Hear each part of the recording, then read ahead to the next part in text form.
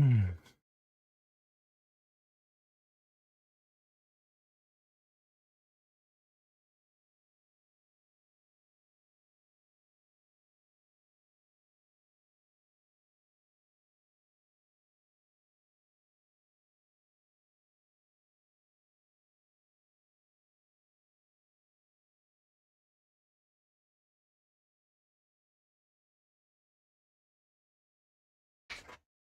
All right.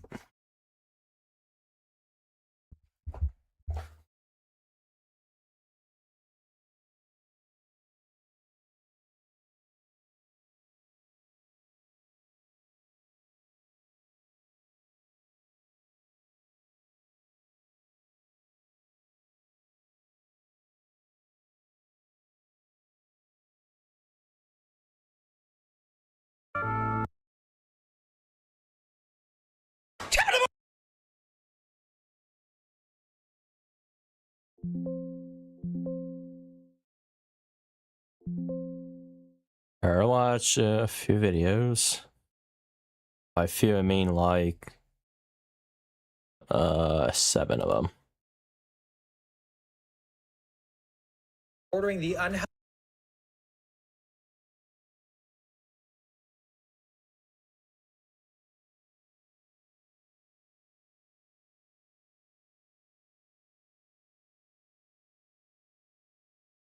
I'm going to show you a few different Okay, we're gonna watch a Patrick CC video. I haven't reacted to one of these yet. Why fast food sucks now. I'm going to show you a few different modern fast food locations with the logos removed, and I want to see if you can guess which restaurant it is. Here Okay. is number 1. That is Panda Express. Okay, I wouldn't guess Here's that. number 2. That is Arby's. Arby's. Here's number 3.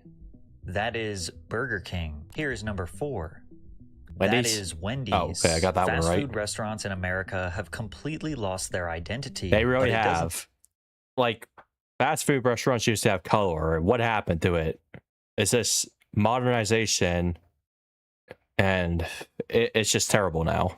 Stop at these soulless gray buildings. Fast food used to be cheap, tasty, and most importantly, fast. And on top of that, the experience used to be fun. Today, Ain't the fast color food is anymore. gone. The Takes prices forever to for make a the meal food. are almost the same as a regular restaurant, and the service is slower than ever. But this did not happen by accident. In fact, it's all by design. And today I'm going to break down why fast food today is colorless, expensive, and slow. And while it might sound like all hope is lost, there is something you can do to change it. And if enough of us do that, we just might be able to return to the glory days. Modern American fast food buildings are the perfect representation of the soul that's been sucked out of the industry. What used to be these creative architectural fun houses have transformed into sterile gray boxes that are It's just fast food is mad nowadays. Yeah, I mean, McDonald's food is just terrible now. I think their French fries used to be amazing. Now they're just so low quality, it's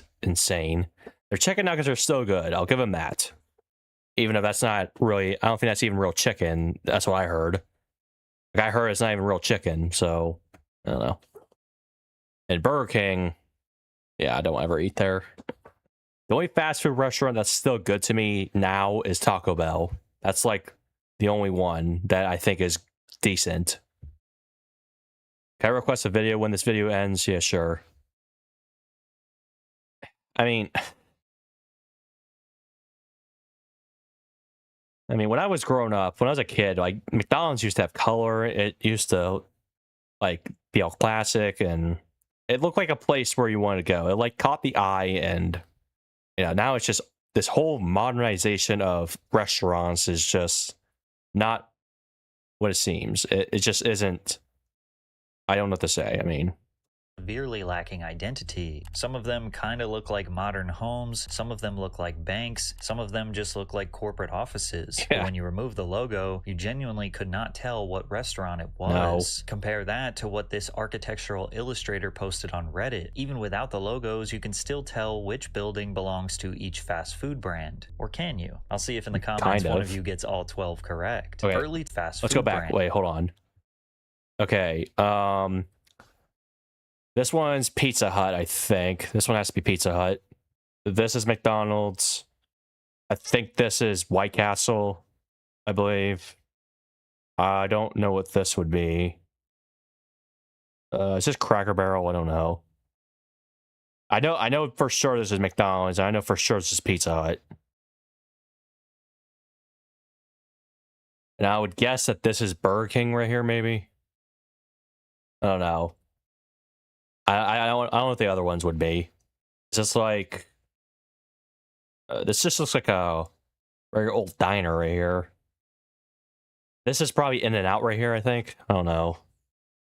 Or can you? I'll see if in the comments one of you gets all 12 correct. Early Taco Bell locations were designed to evoke the look and feel of Look how good traditional Taco Bell Spanish used to and look. Mexican style architecture. The original buildings featured stucco walls, red clay tile roofs, exposed wooden beams, and arched entryways. Now, you get a gray box with a modern purple LED light. Pizza Hut's red roof became such an iconic part of their design that now when a new business takes over the building and attempts to redesign, everyone knows it used to be a Pizza Hut. But today's Pizza Hut? Yep, another gray box. McDonald's used to have these big glowing arches you could see from a mile That's away. what made them I was surprised McDonald's to what it find out is. that there are still a few locations that maintain that 1960s vintage look. Really? Take this Bloomington, Minnesota location for example. It still has the massive arches on each side, the red and white striped bricks around the edges, and red outline gives it this cartoonish but welcoming vibe. But sometime in 2023, they decided to get rid of all that charm and paint it gray. During McDonald's nationwide boom in the 1970s, they made a major rebrand to build locations faster. The red mansard roofs with the yellow accents that were supposed to resemble French fries is what most people remember visiting throughout their childhood. There are still a few locations out there that haven't been modernized. This one in Dunedin, Florida looks absolutely beautiful with the palm trees and the bright blue sky. Yeah. Or check out this stunning Durham, North Carolina location. This photo was taken in 2021, but it looks like we took a time machine back to 1993. Sadly,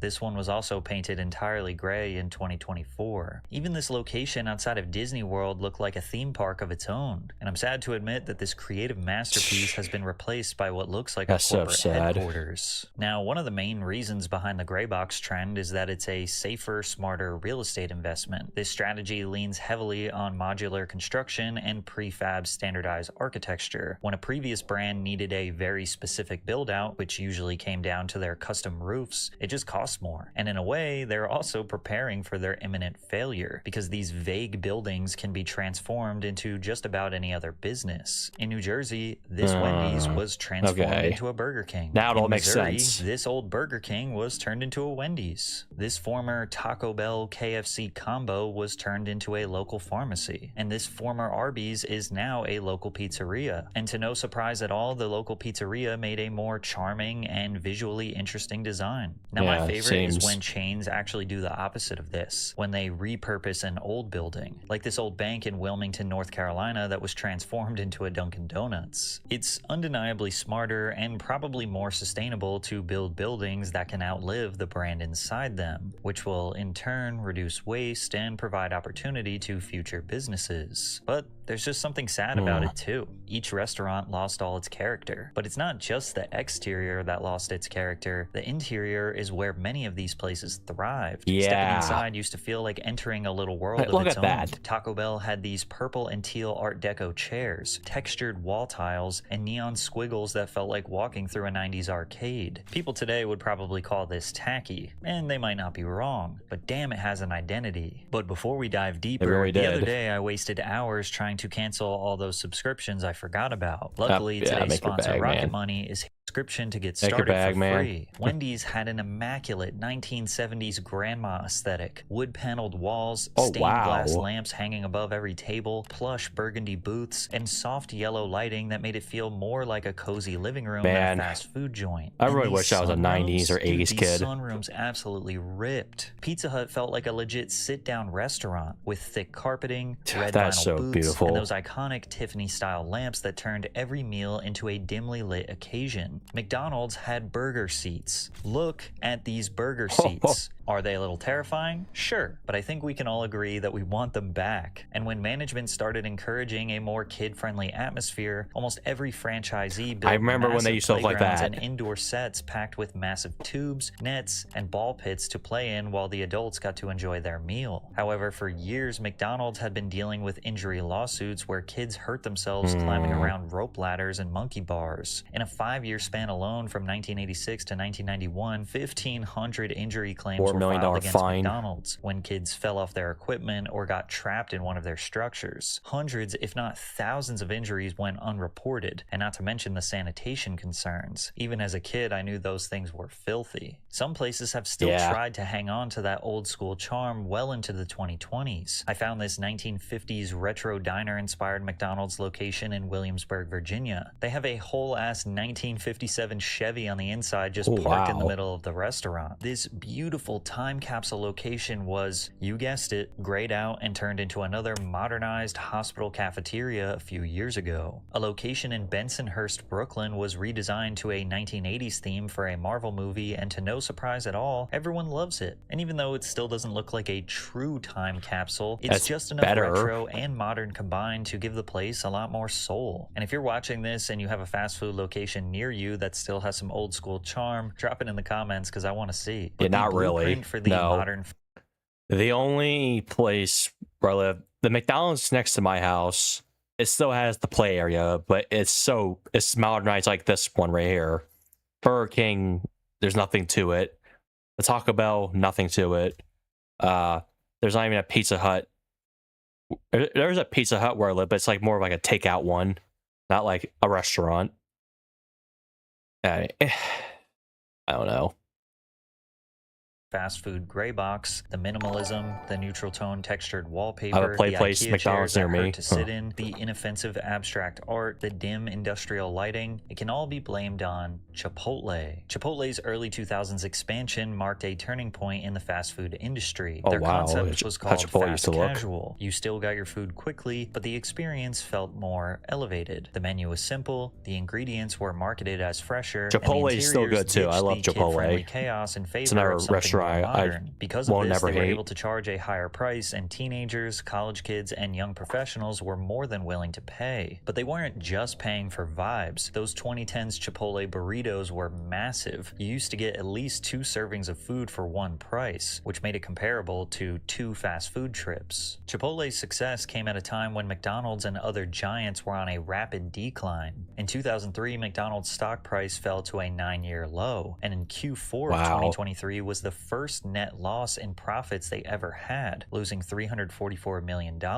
Public pressure around junk food intensified during this period. The Super Size Me documentary further tarnished the company's brand. The doc followed Morgan Spurlock, who ate at McDonald's restaurants 3 times a day every day. Oh yeah, for I heard a about month, this. consuming every item on the chain's menu at least once. At the end of the experiment, the 32-year-old had gained 24.5 pounds, a 13% body mass increase, increased his cholesterol to dangerous levels, and became the proof the media needed to paint fast food as the face of America's obesity crisis. So while McDonald's scrambled to... I mean, that's just kind of what America represents now, is just fast food, obesity, and tons of other health problems. I mean, the worst part about it is it's so normalized. Like, you know, you start as a kid eating this stuff, and then you go into adulthood eating it again. Then you go into adulthood and keep eating it. Like, I mean, I used to eat McDonald's a lot when I was a kid, and I just stopped. I haven't eaten McDonald's in I don't know how long. I haven't eaten fast food in like so long. Which is nuts.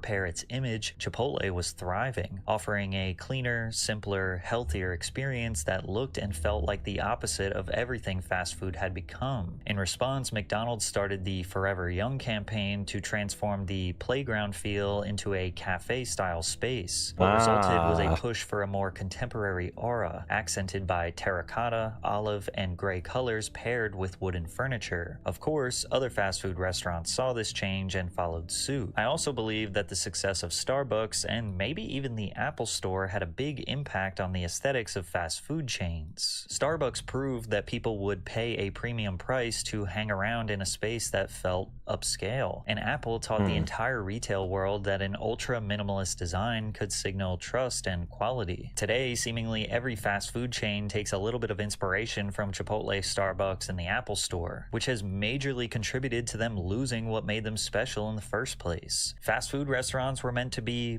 bold, fun, and kid-friendly, or even calm and cozy sit-downs for the family. But designers Lynn Rosenbaum and Michael Muchoff told the YouTube channel Cheddar that the design choices are nothing more than a marketing tactic. We have to be perceived as new and fresh and offering food that is new and fresh.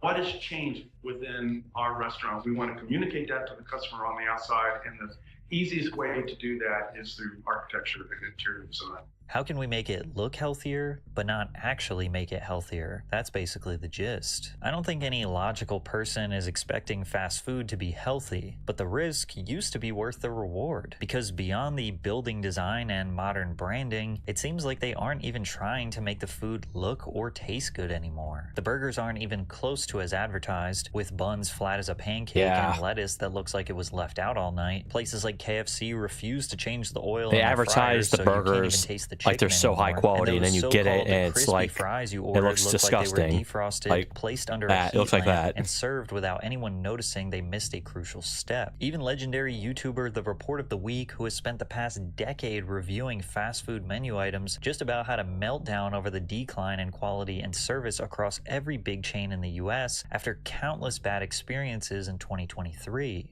Instances not as bad as this, but where there have been problems with my order, with the quality. It's just elapsing more and more. And it's not just Culver's. It's every place. McDonald's, Burger King, Wendy's, Taco Bell, you name it. There have been so many places, and I'm sure you've noticed this, that I've reviewed in the last couple years, where the food has just been awful. It's quite frankly disgusting. I hate when this happens. And what bothers me even more is when it's becoming more and more of the norm. When I'm trying out these sorts of items, and time and again, it's some burnt piece of garbage. It's some just vile slop, for lack of a better word. And it's getting to the point now where it costs so much now too. That I review is just, it's disgusting in some way or another. Or it's just so overpriced that it might be alright, but it's like you're burning your money. What's even the point? But even if fast food companies lost the fun, lost the undeniable guilty pleasure taste, at least it's still cheap, right? Nope. Chick-fil-A, Arby's, Wendy's, Jimmy John's, Chipotle, Taco Bell, Popeyes, and McDonald's all raised their prices by 55 to 100% between 2014 and 2024. Most of us can remember a time where $5 could fill you up at most restaurants. Maybe you'd snag a couple of grillers or a fill-up box from Taco Bell, a McDouble, McChicken, and fries, a famous bowl from KFC, and even if you wanted to get full meals, you'd still spend less than $10. What I found shocking is that Columbus, Ohio has the most affordable fast food in the country, but meals still cost $10 on average. Most cities average $12 to $13 for a fast food meal, and I can say with certainty, at least where I live, that there are plenty of local restaurants serving way better food for $13. Yep, same here. Some McDonald's locations were charging as high as $18 for a Big Mac meal. Oh my God. In 2024, the McDonald's president Joe Erlinger attempted to address many of the concerns that Americans had with McDonald's prices significantly rising. What's funny is that they made this graphic that claims to debunk a bunch of myths, while claiming that the facts state that they have only raised their prices by 20 to 40% since 2019. Like they put this obnoxious I want to just claim as say a I've myth. never had Big Mac McDonald's before. medium fries increased by 138%, just to attempt to soften the blow when they say that the fact is that the average price of a medium fries was a 44% increase. Like we're supposed to be like, oh, only a 44% increase for fries that are soggy, cold, and take 20 minutes to get? That's so much better than 138%. The I've never had Big reality is Mac that either. fast food has entirely changed its value probably proposition not to worth it now. customers in America. It's no longer about being cheap. It's about being lazy. A professor of marketing at Johns Hopkins said, "These chains are not charity organizations. They're not trying to serve cheap food to people who are complaining about high prices. They're trying to get people who have either stopped going to the store or never went there." I suspect the value pricing approach is working for McDonald's. Okay. Seems like me working it for all killed these the vibes, places. ruined killing the taste, charge way too much money, is it at least still fast? Well, kinda. The speed No. of service has drastically decreased as Americans has. become more dependent on the drive-thru. America runs on urgency. Our cities are built to drive around, not stop and hang out in. Our work weeks are packed, our commutes are long, and our breaks are short. Everything in our culture tells us to move faster, work more, and consume more. So we designed an entire meal experience around not having to stop moving. Pull up in your car, order before you speak to a person, get your food in a brown bag, and don't even look inside until you're already merging onto the highway, and stuff the fries down your throat with one hand while the other is on the wheel. Drive-thrus aren't about convenience. They're a survival mechanism for a society that doesn't have time to sit down. But now even that convenience is starting to collapse. What used to be a 3 to 5 minute pit stop has turned into a 15+ minute wait behind a line of frustrated drivers. Even places Especially like like In-N-Out are facing Chick-fil-A. major Chick-fil-A is problems always with crowded lines where I that live. literally cause traffic on the highways next to them. Pretty much every Chick-fil-A I've ever been to around lunchtime has Yep. 2 rows of 20 looks just plus like cars that. bumper to bumper. Many locations are trying to combat these frustrating wait times by having staff walk around with iPads so you can get that somewhat satisfaction that your order Chick-fil-A is is being decent taken care too, I of, think. but it doesn't make the food come out any faster. Now you might think that removing drive-thrus in some locations or incentivizing walk-ins would somehow speed things up, but fast food restaurants have done their homework. Research shows that 47% of US consumers would simply avoid going to a store that doesn't have a drive-thru, and twice as many people prefer using the drive-thru to Laziness. going in store. Pure And laziness, that's because of basically. the American go culture, as well as us not prioritizing eating as a meaningful experience. It's just another task to check off the list. Meals in other countries are a cultural staple, a time to slow down, talk, share, Yeah. and connect. Americans treat eating as something you do out of necessity between meetings, in traffic, or while staring at your phone. And I'm talking to you, who's literally eating a meal while watching this right I'm now. not eating. The obsession with quick service, I'm drinking. combined with fast food's obsession with margins, Come on, is Patrick. slowly turning these restaurants into massive robotic garages, like this concept released by Taco Bell in 2022 for their Okay, that new actually vision doesn't for look making bad. service That actually easier looks than kinda ever cool. before. Or the new designs Chick-fil-A is rolling out that prioritize quick service, or Jimmy John's cutting down the size of their restaurant to resemble more of a studio apartment. To make it even more streamlined, restaurants are releasing AI menu stands that replace Oh human staff. yeah. When I went to Taco Bell a little over a month ago, when I went through a drive-thru, they had AI voice talk to me. And I'm like, AI's already starting to replace fast food workers. It already is. It's like being implemented already. Jeez.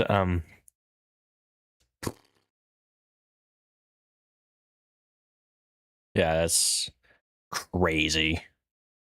Members, and the responses have been mixed, with some customers praising the decision and others arguing this is one step further in the wrong direction. So correct orders and no more attitudes for no reason? More jobs with human contact are going away. With fast Yep. food restaurants doing everything they can to make service seamless and Americans demanding even more convenience, how far away are we from a robotic arm extending from a building and just dumping the food Yeah. right into our mouths? Pretty much. But as grim as the future looks, there is a way to fight this. There is a way to demand change, get better quality food, better prices, better speeds, and an all-around better experience. The solution is quite simple, and it's being implemented all over the world. Fast food is better outside of America, not just by opinion, but by design. Yeah. Many nations have stricter regulations on food quality, preservatives, and sourcing. In places like Japan, France, or Germany, the ingredients are often fresher, the portions are more balanced, and the presentation It's because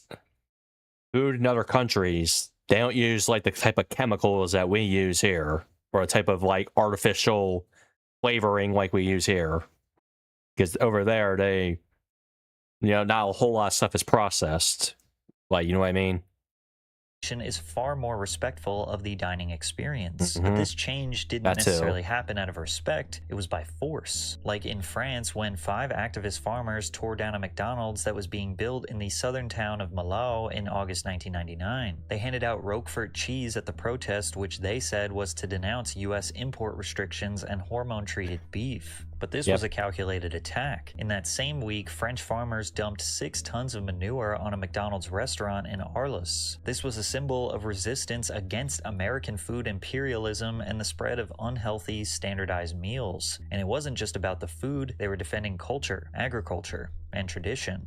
And it worked. French consumers began demanding locally sourced ingredients, and McDonald's responded. Today, around 75% of the food served in McDonald's France is sourced domestically. Now, this doesn't mean go and destroy your local McDonald's, but it is proof that a protest goes a long way. Also, McDonald's Europe became the first food service retailer in many markets to sell Marine Stewardship Council certified sustainable fish. The MSC is widely considered the gold standard certification for sustainable wild-caught seafood. Because if they did not meet these standards, then European countries would simply not allow them to serve fish. In India, they mostly don't serve beef or pork items due in India, to they don't religious have values beef in held any by of the the citizens. fast food In China, restaurants. they serve taro pies. Taro is a plant native to Southeast Asia whose roots and leaves are used for food in this region. In Saudi Arabia, 100% of their menu must be halal. Therefore, all products served at McDonald's restaurants are inspected and approved by local authorities and Islamic inspectors at the countries of export. The point is, McDonald's and other fast food restaurants will abide by socio-cultural, religious, food preferences, and environmental factors, or they will simply not be allowed to serve food in that country. And they might even complement the country with a vibey atmosphere. They'll serve food in decommissioned planes in New Zealand, a colorful building pagoda in China, or a ski up in Sweden. The end result, I've seen that better before. service, I saw pictures better of that. food,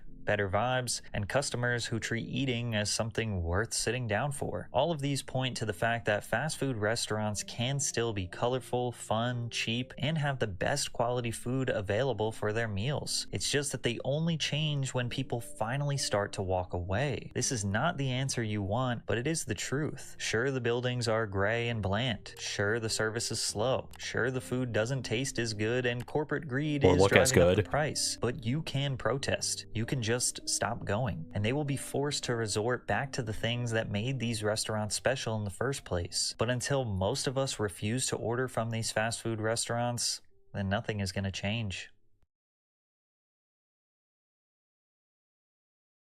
So moral of the story is, if you protest or stop going to these restaurants, these companies will give in and listen and, go back to the way things were, possibly. I don't know if that anybody will do it, but All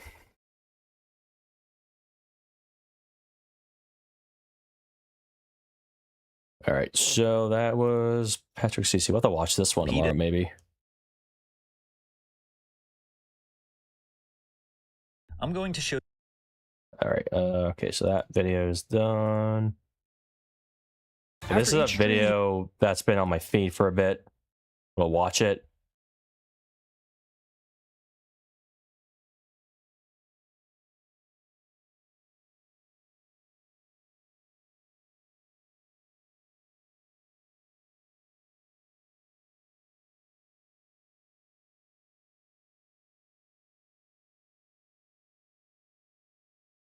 All right.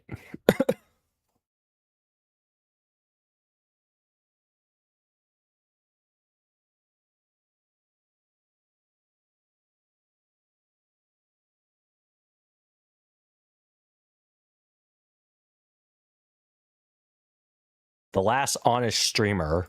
For whatever reason, the internet loves the spectacle. The bigger it is, the louder it is, the more expensive it looks, the better it performs. Look at the top of Twitch right now. Yeah. It's flooded with million-dollar mansions, celebrity subathons, streamers buying their 10th dream car. Everything seems to be built around the question, how much money can we burn on camera? A lot. And then there's this guy. Queso. Queso is interesting, because on paper, he's doing almost everything wrong. His production quality is kind of garbage. Queso, where'd he come from? 200,000 viewers playing Fall Guys yesterday. Yeah, it wasn't even zoomed in or cropped. His setup isn't designed to be some massive content machine. Half the time he's live, he's playing some random game most people have never even heard of. Your costume sucks, kid. I mean, when your entire job I is absolutely getting love people to Queso. watch you don't turn down a Mr. Beast video. But Queso did. Queso did not respond to my message.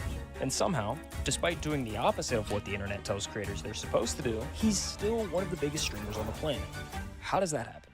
The honest answer is that none of this should have worked, because Queso's had the odds stacked against him since day one. Case Baker grew up in rural Arkansas. His hometown has a population just over 1,500. It's the kind of place where a new Walmart makes the front page, and where the churches outnumber the stoplights. Towns like that don't have a lot going on. So, as a quiet kid, Case did what quiet kids in quiet towns have always done. He disappeared into a screen, in this case a PlayStation, Call of Duty on repeat. And when YouTube started blowing up in the early 2010s, he was right there watching Nadeshot and the Optic guys build something that didn't exist a decade earlier. He watched gaming turn from a thing you did after school Now it's like the into an new actual norm, career. basically, among young people. Making a living and even a small fortune. Being a YouTuber or just streamer. playing video games. The biggest names were clearing their parents' annual salaries in a single weekend. And after watching Wow. that, it became Case's dream job. $400,000.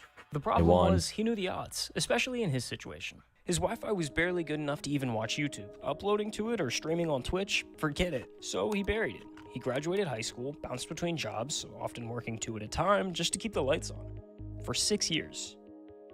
6 years of clocking in somewhere he didn't want to be. 6 years of watching other guys his age blow up online doing the exact same thing he'd given up on. By the end of it, Case was broke, burnout. He was one bad week away from walking into a recruiter's office and signing up for the military. Then his mom stepped in, and she asked him the question that changed everything. Why not take a real shot at the whole streaming thing? What's the worst that happens? Oh, his mom's Now, actual streaming is goat one of the most competitive now jobs for on the that. planet. And if you're like Case, trying to pursue it full time, you need to understand, there's levels to this. Level 1, you can quit your job. Level 2, you're living large. And at level 3, you're the top 1% of the top 1%.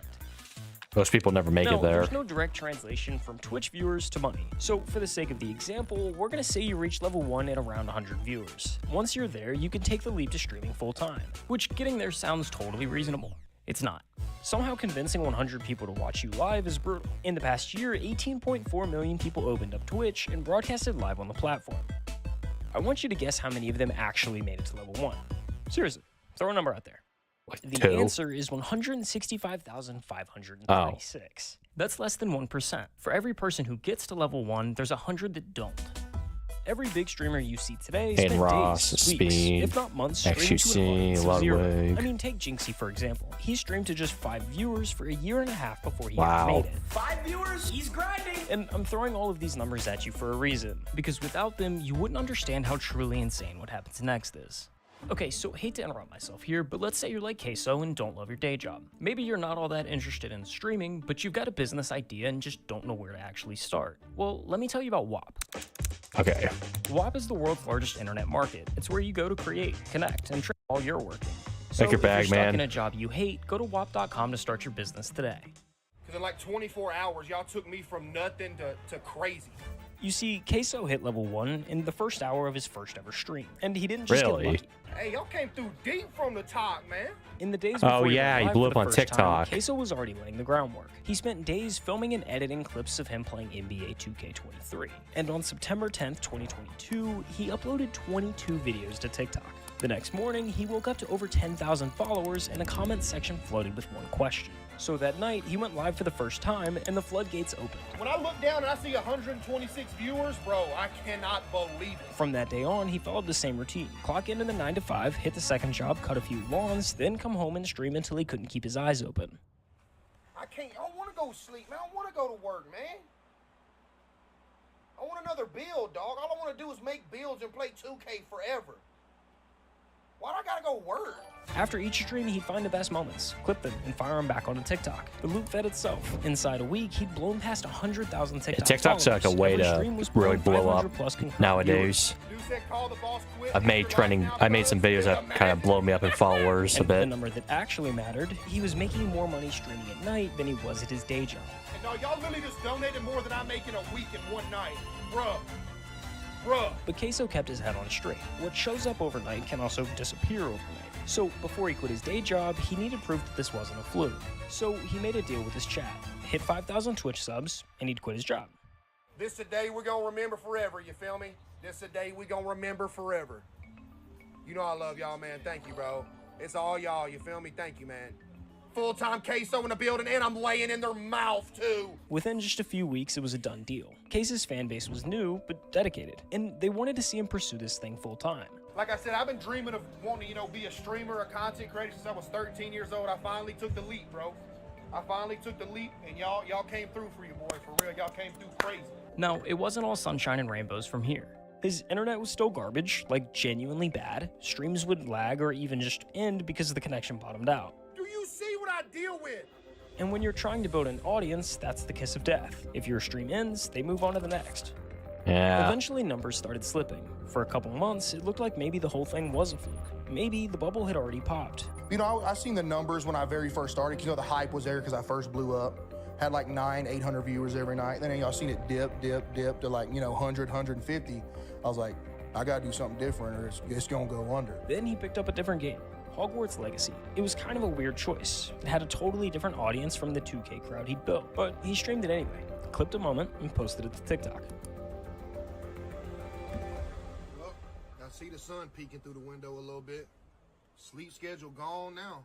Gotta make Hufflepuff proud, though. Hey, it's just what it is, man. That one video alone pulled in over 18 million views. Just like that, he's back. Viewership climbs to 600, keeps climbing, month after month. Every week, another clip going viral. Another wave of new viewers funneling straight into the stream. Jeez. The snowball was rolling again. By May 2023, Queso was averaging over 2,500 viewers, a legitimate name in streaming culture. If you don't know who he is, you gotta be living under a rock. And this is level 2. At level 2, you're starting to live large. You're in big boy money territory. At this point, you're not going to bed afraid the whole thing vanishes overnight. All right, man, my dad. Get him out of here! With over 2,500 average viewers, Queso was sitting somewhere just inside the top 1,000 streamers on Twitch. Incredible by any measure, but remember, Twitch is stacked top heavy. And when I say top heavy, I mean it.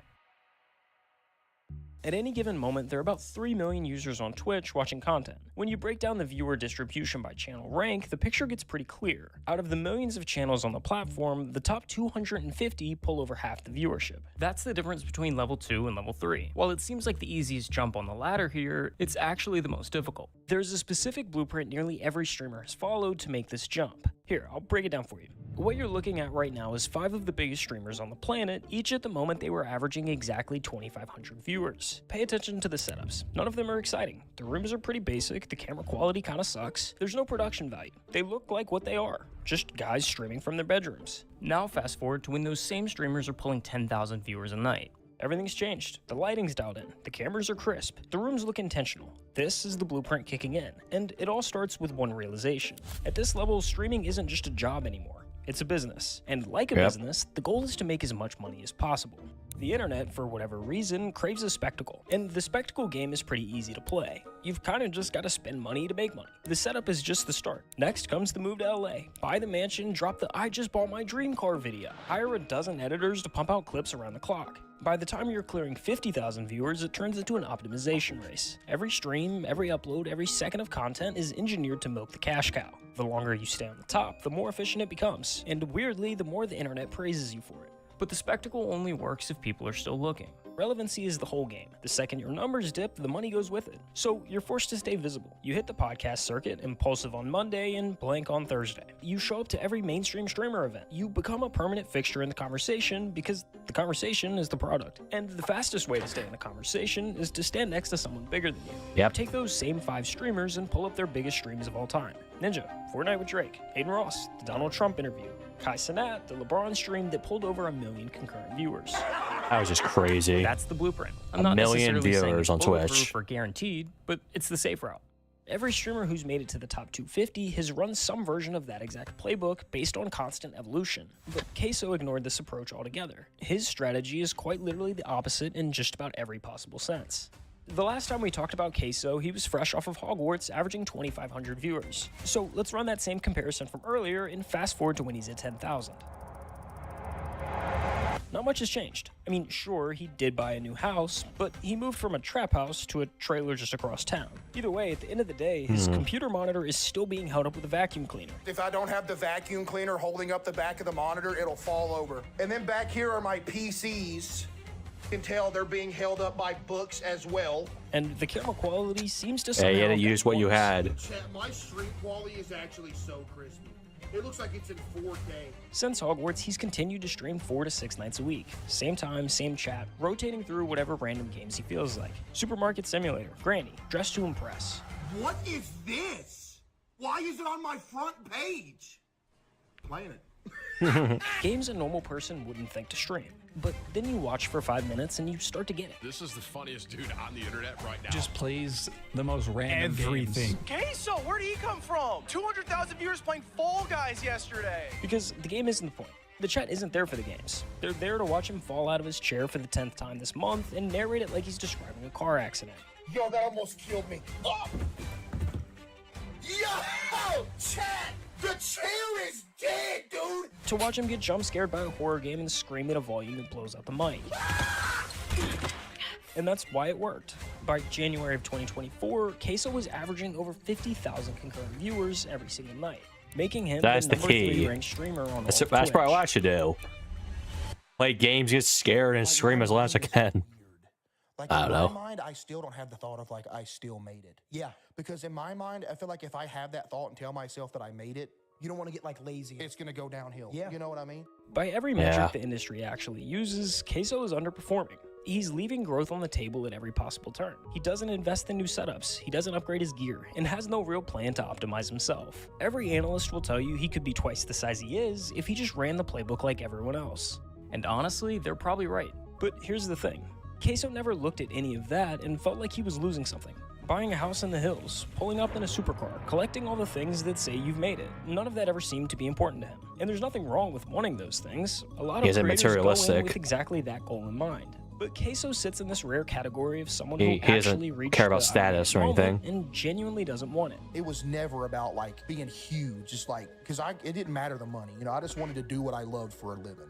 I could be, you know, pinching pennies to make it. But as long as I get to stream every day instead of go to work, I was cool with that. You know? But to be clear, it's not like he's allergic to money. He's the number 3 streamer on Twitch. The guy is doing just fine. But there's a difference between making money and squeezing every last cent out of your audience. He's never done any kind of subathon, he doesn't say yes to every brand that comes knocking, and he doesn't manufacture drama to give the numbers a little bump. The way he sees it, you can't leave money on the table if it was never what you sat down for. Some of my most favorite jobs I ever had were the jobs where I was making pennies. Yo, I'm not even finna lie to y'all. I think y'all just donated more than my week's paycheck in one night. I'm talking about sitting in the parking lot of the dollar store, having to call my mom, be like, hey, can you spot me $50 for food for the rest of the week? But you know what? I was happy. Like, if I could turn this into something and just be able to do this with y'all every day, that'd be a dream come true. Yeah, I was broke, but it was all right because the job was cool. Dude, I'm not worried about Twitch ad revenue. I would rather people have a good viewing experience than make an extra, you know, whatever a month. So that's the money half of the blueprint. The mansion, the supercar, the optimization strategy. But the blueprint isn't only about money. The other half I think of I'd the call it blueprint is Koenigsegg a relevant. supercar, but it's a The streaming hypercar. world has a short That's memory, irrelevant to this. and the way you fight that is by staying in the conversation. Podcasts, events, collabs, it all comes down to the same idea. Stand next to someone bigger than you, and you get to share some of their spotlight. Well, if you thought he was underperforming on the money side of the blueprint, just listen to this. In 3 years as one of the biggest streamers on the planet, he's done exactly one traditional collab. Jinxie. What's the furthest Yeah. you've ever traveled? I mean, Jinxie. Florida. Then that was one time to go to Jinxie's house. And that collab is almost word for word the only existing footage of Queso outside. Him and Jinxie are a good duo. They really brought are. this up yesterday to me when we were chilling. He said it's crazy that Jinxie has the only recorded footage of me outside of my own stream setup. Like, he is the only one that's got me out of my room. Matter of fact, it was the first time he'd ever left the state he was born in. So this is the first time you've ever been out of like Florida or out of Arkansas? My bad. Wow. It's just, I don't know, I be getting homesick. I get away from home for too long. I'm just, man, I don't know. Over the last 3 years, Queso has won 5 different awards. And the streamer award goes to Queso. He hasn't shown up to a single one in person. Mr. Beast tweeted you? Oh, yeah, I talked to him, yeah. I can't even go on a Mr. Beast video due to fear of airplanes. Ain't that bad, chat? According to the blueprint, all of those things just come with the territory of being in the top 1%. But Queso is avoiding all of it. And when you stack it all up, not going to award shows, turning down the collabs, even the fact that he's only left the state of Arkansas once, you start to wonder if there's more to it than just not caring. Chat, I didn't tell y'all this, bro. When I was changing setups to go from the trap house into the trailer, I was literally a mental wreck for like a week straight. Because I don't know if anybody else has this, but dude, I have like some form of horrific OCD that I've had for years, that if something even minor changes, I'm gonna die. You see, OCD is one of the most misunderstood conditions out there. That People hear is. the word and picture someone who just likes things clean and organized. And while that can be a part of it, that's not exactly what it is. At its core, OCD is anxiety. For Queso, moving into a new house meant moving into an environment that was full of variables his brain hadn't had the chance to map out yet. Like when I take my hat off and put it on the counter, same spot every night. If it goes in a different spot, I'm dead. Everything becomes unpredictable, and for someone with OCD, an unpredictable environment is one thing that can't be controlled. Each unknown stacks on top of the last until his brain is sent into overdrive. Chad, here's some lore for you. Every time I would leave to work in the morning, I would go outside my house and I would have to check that my doorknob was locked 37 times. I would have to start my drive to work, take a block back around to my house and check it another 11 times. And then I could go to work. Which explains why his setup has barely changed over the years. It's one of the places where his brain already knows the answers to all the questions. It's his rules at his pace, all in an environment that makes him most comfortable. But that need for predictability doesn't stay contained to his house. It follows him everywhere. I went out in public 3 times in a row. I got recognized all 3 times. I never went outside again, bro. Like some people, bro, came up like, hey, yo, can I get a picture? Everybody started looking. I'm like, oh, man, dude, I was about to pass out, man. Outside of that room, he controls nothing. Yes. How they got there, whether It someone comes at grabs a his price, shoulder before too. he sees it coming, Becoming none of it famous. is up to him. I don't go out in public. I don't. Never. When he's at home, it's easier to manage because, well, he's in his own house. But in public, there's no way to make the unknown stop. It's not only uncomfortable, but also insanely overwhelming. You would have a better chance of actually winning the Powerball lottery than ever seeing me in public. That's how rare it is. No joke. The blueprint says the path forward revolves around a constant state of evolution. The more you change, the newer things are, the more excited people are to watch. But for Queso, that path has never really been accessible the same way it is for everyone else. And yet, here he is.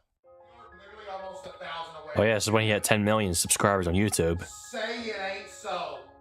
This is a moment in history? No, this is a moment in history. Behind everything, the awards, the numbers, the journey from a rice mill to the number 3 spot on Twitch, almost nothing has actually changed. You definitely gonna do this full time? Hey, I hope so, CJ. That'd be a dream come true for you, boy, man. Maybe my parents don't have to work no more either. That'd be a dream come true too, bro. He's been grounded in the fact A that dream of streaming mine was as never well. about being the very best. It was always about building a life worth living. for Hopefully himself whoever's and for the watching people my he video loves. could Wait, Mama, make that why happen can't you hear me? someday. I can't believe what I'm seeing. Oh my goodness. I can't believe what I'm seeing. We about to hit 10 million! I gotta turn this off. Come on. No way we're actually about to hit it. We hit 10 million, baby! Let's go! 10 million on YouTube! His mom was there before any of this made sense. She brought me some balloons in here! Yo! She brought me some balloons! Balloons! You can't see it. Get a pose in there with it. Before all of the awards and money, before tens of thousands of people were waiting for him to go live, she was the only one who pushed him to try streaming in the first place. That's a dadgum diamond play button! You've had this? What? It wouldn't be possible without y'all, Chad. And you know who else it wouldn't be possible without? His mother. Mom. Come stand in front of the camera. Look at that. That really is beautiful. And his dad, the man who spent his whole life doing the kind of work nobody claps for. My dad, for example, like, dude, his whole life just working. He's had multiple back surgeries, multiple wrist surgeries, Jeez. multiple foot surgeries, all from just working his whole life. The man he watched and worked alongside with do it with no complaints. I worked with my dad. We were both maintenance men. Maintenance ain't easy work. You know, you're crawling under sinks, you're Nope. changing faucets, you're crawling up in attics, you know, all that, just nasty. The same man that taught him how to work was eventually the one who told him to quit his regular job and do what he loved. I remember the night we hit 5,000. I was like, all right, tomorrow I'm gonna call my boss. I remember I got him to call because I was scared. Like, hey, boss, you know, I'm playing video games for a living, but it'd sound better coming from my dad because, you know, my dad was essentially like his right-hand man. Yeah. But yeah. So when streaming became a reality, he made sure that the two people who spent their lives building him up never had to work again. What has been like the most fulfilling thing that you've run into in your career? Just that everybody gets to chill. Yeah. And they have to get away from the jobs they hated and everything like that, and we could all just chill and do this. That's the best thing. I was gonna say they're retired because they don't want to just chill and do nothing. They do a lot of stuff for me. Like my dad, if I need something to go get or something, he goes and gets it. My mom handles all the background, like all of it. If you ask Case, that's the whole story right there. In a world where overnight success has a way of quietly hollowing people out, Queso never let any of it change him. The only thing I want to be is a place He's one of the people to go few. for 4 hours a night. Doesn't let forget status about change who he life, is. Crack some jokes, have a good time, and just chill out. And that's why this story isn't over. Queso has already crossed the line that mattered the most. He turned his dream into real life. He helped his family stop working. He became the place he always wanted to be for others. So whatever happens next is just the icing on the cake. I've been dreaming of this since I was a kid, bro. Y'all for real low-key making dreams come true, bro. Yeah. Low-key Queso is a good guy. I mean, I can see why his audience adores him. I mean, but I'm being serious. Like, I would absolutely love to do the things he was capable of doing, like telling your parents and, making a big life for yourself. Just being happy, And hopefully one day, anyone watching could help me make that happen. I mean, the chances of that happening are really low, but you never know. All right.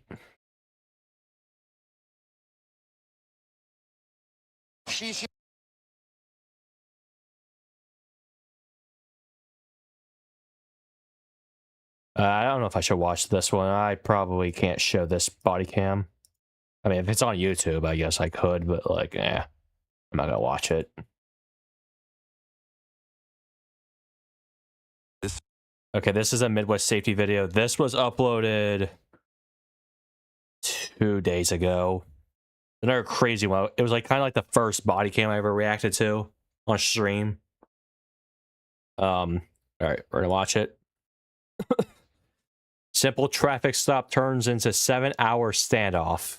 This sergeant has no idea that he's about to be thrust into one of Ohio's most notorious criminal cases. Go ahead and stop. Traffic stop. Hi, puppy. It's okay. Hi. Hello. Hi. Sergeant Norwood, London Police. The reason I stopped you have 0 taillights in the back of this thing at all. Oh my God. There's not a light on it. I just came from the ER. Okay. I poked myself in the eye. Oh gosh. Do you have an ID? And then I gotta get the temporary plate off the back. I didn't see it. I sure don't. You don't have an ID? No, I sure don't. You don't know your social? No, I sure don't. Somebody stole my purse, my social security, my license, everything was in that. Wow. It's never happened before. 30 years of marriage. Who owns the van? The van is still, 30 days, so nothing's came back. To get the 30-day, you'd have to have the title and the signed, right? Right. So do you have that with you? Do we have that in the glove box? I think so. What's your name, sir? My name's Ronald. Ronald? Taylor, T-A-Y-L-A.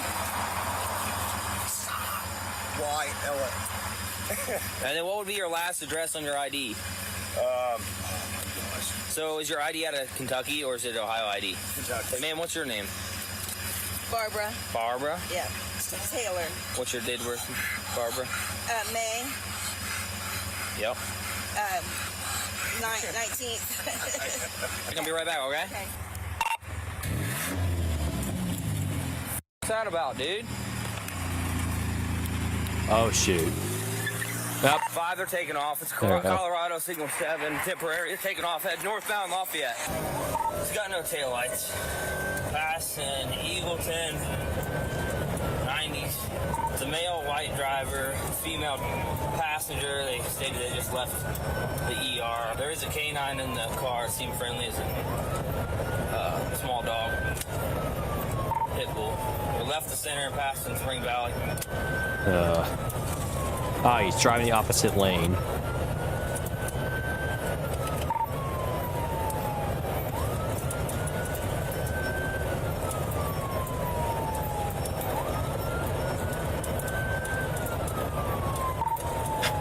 Still on 42, just past old 42. Speed's 81, no traffic. Looks like we're getting on 40. Disregard stayed on 42. Nope. Got off. Didn't go on the exit. Are you eastbound or westbound? We're northbound 42 still, northbound 42. Past the semi on the bridge. I have you patched with LPD. We're on 42, getting ready to be at the truck stop. He's on the wrong side of the road. I still think He it's doesn't going have headlights. slow. He just doesn't have tail I don't lights. know. It was a Colorado Signal 7. I never got it off of it before he took off. Dispatch, if you look up Ronald Taylor is what his name was. Oh, and the her suspect name gave was, false names. Another. Jeez. So, if you chopper, we're gonna head your way. Okay. David London, you have our aviation en route to you. Pulling in the TA, over a curb, heading Yep, towards the building. there he goes. We're going to be right at the front of the TA, stopping. You better stop! You better stop!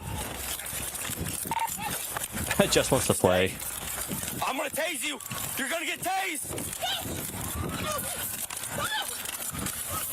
Gun! Gun or something! He's got his drop it right now! He's got something in his hand. It might be a gun. He's got a gun in his hand. Drop the gun! His pants fall down? Drop the gun! Drop the gun! Nope, runs off again. He's got a gun! He's got a gun! Get on the ground! Put it down! He's got a gun! We're in the TA parking lot. White male, no pants on. Heading towards semis, heading towards 70 by the water tower. They're getting in a semi right now. They're climbing the water tower? Is that what they're going to do?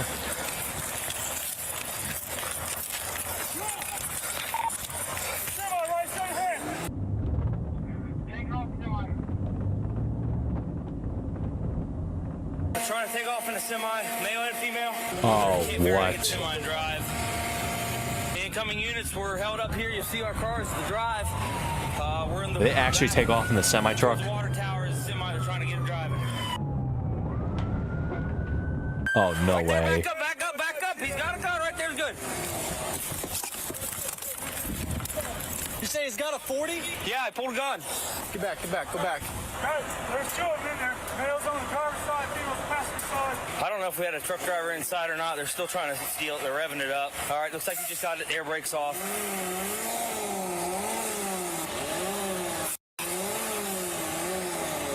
Small code 40. There's a guy and there's three people in it now. Looks like we have a truck driver that is also in the cab with it. Oh, what? There was already somebody in it. London 515 West Chef. Can you try to get that 7 off that van that's in front of my car? See if we can ID them. Right in front of you. He's right there. Driver, step out of the semi with your hands up. Tries to stop 6 and he takes off. I got him in mine too up front. His van's right here, my right, so he may try to go that direction. Trooper doing trooper things. Watch yourself, watch yourself. He's got a 40, slow down. Haley, back up. Incoming units, be advised, he does have a 40 with him. I guess he's got that side blocked, so he has to throw the spikes over there. You got that dumpster for cover. Haley, once you're ready, get your stop sticks out in case he comes your way. The headlights on. Come on, move. Jeez, a lot more officers showing up from this.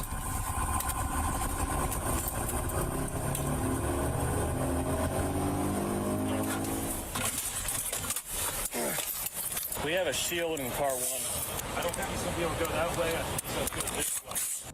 5, 1 is on his way. Hey, you can keep talking to him on the PA. Try to keep him calm so we can end this peacefully. Driver, this is the London Police Department. I need you to step out of the semi with your hands up for me.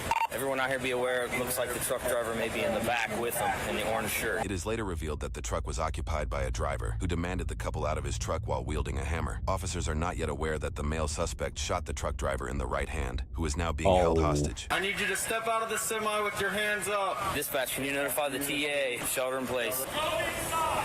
I need you to step out of the semi with your hands up. I'm gonna go recover my taser. I'm going to vest up. Contact the supervisor and advise him what we got. We're in a standoff right now. Signal 7 on the van is out of Colorado. It's 021. Driver, please shut the semi off and step out and talk to us. No clue what's making the noise in the van. Oh, whose car is this? It's throwing a shadow on me. I'll move it. I'll move it. Whose traffic stops this? Me. Let's talk. What do you think about getting stop sticks? I don't know if they're going to do any good. I don't know either with that. Just I doubt it. Slow roll over it may work. If they go fast, it probably won't with what we have. I was thinking about putting the set underneath the tires now while it's parked, like flank them from the side. But you said he has a gun? He does. Air support is just getting first So visual. we have the driver of the truck in there. Yep. The driver of your van. Yep. I shot him in the right hand. So we have at least 3 occupants. And it looks like a Warner guy in the orange shirt. We have a hostage situation essentially. If we can work our way around, Maybe go back behind that fence, those trees. What do you think? I'm good with it. It's You're in charge. I'm good with it. Cover of darkness. Yeah, you can Chopper 2 West Jeff, we're rolling up right now. We've got all the flight there at the PA. Going to the east and then approach from the rear. Hey, let's go real deep. Chopper 2 to the ground, yes. Which bomb tail is it? 1, 2, 3, 4, 5 in. It's the 5th one in, right? Yeah. Super 6 1 in. One of the lights on. Right, we got eyes on it now. Oh, the engine's on. 2 suspects, 1 hostage. If he takes off, he's ready to chase. We'll let the chopper follow from above. We'll just stay back. We're making our approach now. Let's work our way back. We'll find one semi off and work our way beside it. All right, move.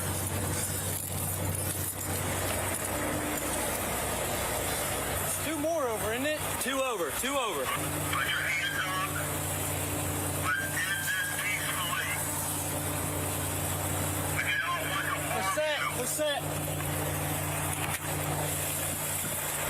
We're good? Yeah, they're set. Well, we probably need to hang out somewhere over here, at least get a flank on them. Right, just stand in front of the semi. Is anybody in the driver's seat? All the windows are up right now. We can't see through the glass.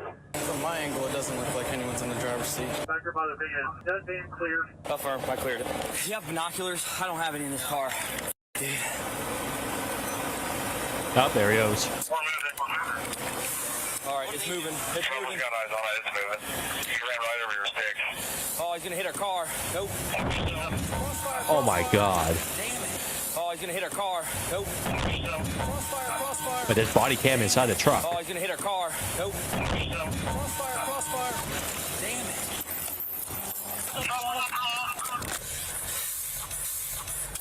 What? I did. Okay, well, I didn't think that. I also didn't think that the spike strips were going to work. I mean, with wheels that big, I mean, I don't know. I already know how they work. I don't know how tough certain tires are on different vehicles. So, I'm not sure. My cruiser. Right, Chopper's got the traffic. You're going to take a turn on to 42 here. Northbound on 42 towards 70. Continuing on northbound on 42. Hey, I'll stay with our car, I guess. On to 5 dispatch. Start me at 31 at TA and get this car out of here. Boston over 70. Still northbound on 42. He's passing the gas station. We have 1 unit behind it.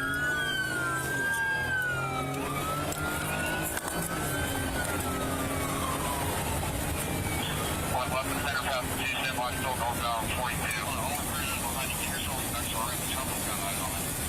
And the cruisers behind us start flanking the other roads. We'll keep you advised. Like a city know we're coming in. Still northbound 42. We cross State Route 29. I didn't know semi-trucks had dash cams. I guess they have to in case, like, you know, something bad happens.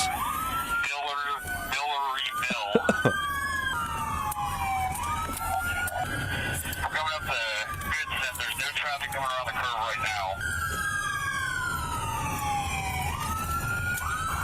Taking the hairpin turn across around Goodson.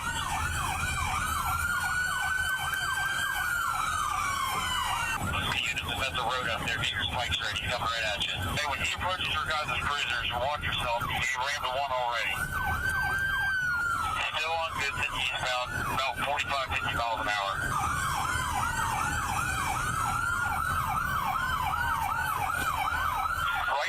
Go to the grass. Cruisers coming up on Taylor Blair Road. He's going to be eastbound. Plenty of room.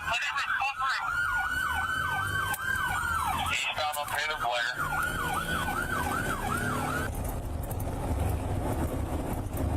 He's speeding up a little bit. He's about 50 A little bit? guys. Going over 70. Still Oh my god. Taylor Blair. Hey, should we terminate or no? This might cause like a big collision if it's like in a big place of traffic. Alright. You got traffic coming at you on Taylor Blair. You know, just so you're aware. You guys give yourself some extra space coming up from that bridge. You may not fit. Going through the bridge right now. Oh, he fit through. Shocker. Taylor Blair coming up to Main. Taylor Blair coming up to 40. It's going to be a right turn to head west. We verified that you have a hostage in the truck right now. Merlin and PD, you have 3 occupants. The driver's a hostage. What's your fuel situation? You have good flight time left. Right, we've got 2.5 hours left. What do you think about letting the chopper track here and getting some units back off? That's fine. LSP Thompson. I agree, but having units back off with the plate tracking for a while. Chopper, what's this 39? Westbound on 40. He's coming up to Byerly Road. It is. That's not right out. I mean, yeah. Did we find out who's the hostage in this truck? Who's the company? And what are the GPS tracking? I'll look for him southbound and come back. He slowed way down. He's still westbound, pretty long. He's a full stop in the middle of 40 feet to westbound. His front tires are pretty much down. He's leaning rubber all over. Oh, wait, the spike shift did work a little bit.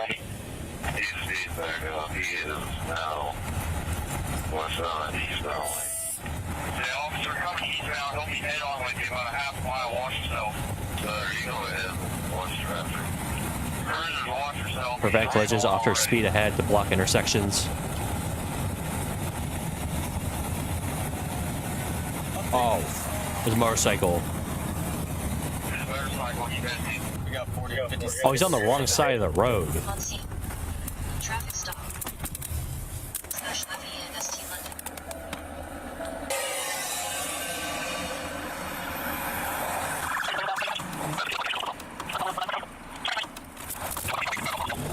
We're still westbound and eastbound lanes. Hey, Troop, watch yourself. He's coming right at you.